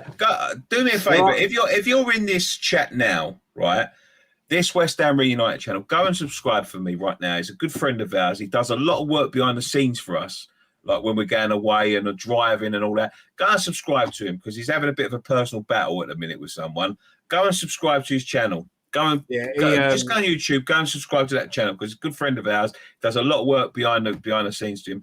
Go and get his subscribers to 1,500 or whatever it can be. Just go and do it. Just for me. He's a top bloke, Andy. But some of the WhatsApps he's been sending me today, he's been playing with a Face app. And honestly, I've been crying today, and I've been trying not to. Like, I had to have a serious phone call with a customer today, right? And he had me on hold, and I was looking through the WhatsApps, and then one of them come up, and I was pissing myself laughing. And I'm trying to have this serious conversation, but yeah. Jamie Evans says, how long is delivery for an online shop? Couple of days, mate. No more than that. 3 to 5 days, isn't it? Or something like that. Or a couple of days. But should we leave it there then? Because I've got to have a shower, something to eat. Yeah, absolutely. PMP from the cart and horses was funny. You could ever hear was the trains. Clubhouse. Yeah, but I thought that had a character to it. You know, like in EastEnders when you hear the train go past. It would have been if we'd have had proper microphones where it only picked us up. Now we've got our audio sorted. We're we're something like that we could do again. Yeah. Well, to be fair, yeah, I think they've got that room downstairs in the cart and horses now, haven't they? So yeah. Right.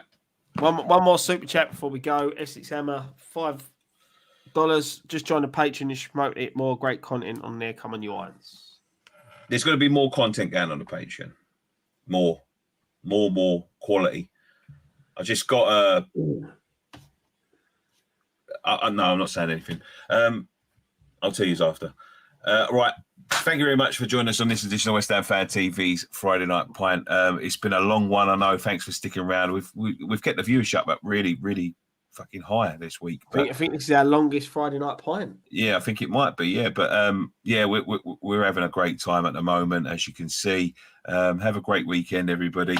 We'll be building up towards the Leeds game. Scott's got a preview for me, I'm sure. Well, you'll have to what it will come tomorrow, mate. Let's know then. We'll be building up towards the Leeds game anyway. We'll be there at the London Stadium, and then after that, we'll be building up towards the Manchester United game the week after. Can't you just take the previews from last week's Leeds game and just upload them again? Just do it again, yeah. That's it, yeah. But thank you so much. Your support means a whole lot of it. We've had loads of super chats tonight, which we really do appreciate. We don't expect them, but we really do appreciate them. But thank you so much for joining us. We'll be back again next week, of course, as before we go to Manchester United. But yeah, we've had a great week. I hope you've had a great week too. Enjoy your weekend. Sub if you're new. Join a Patreon. Go and get a T-shirt. Do whatever you can. If not, just share it and tell someone about it. That's just as much appreciated. But thank you very much. One thing I have to say, guys. Come on, you Irons.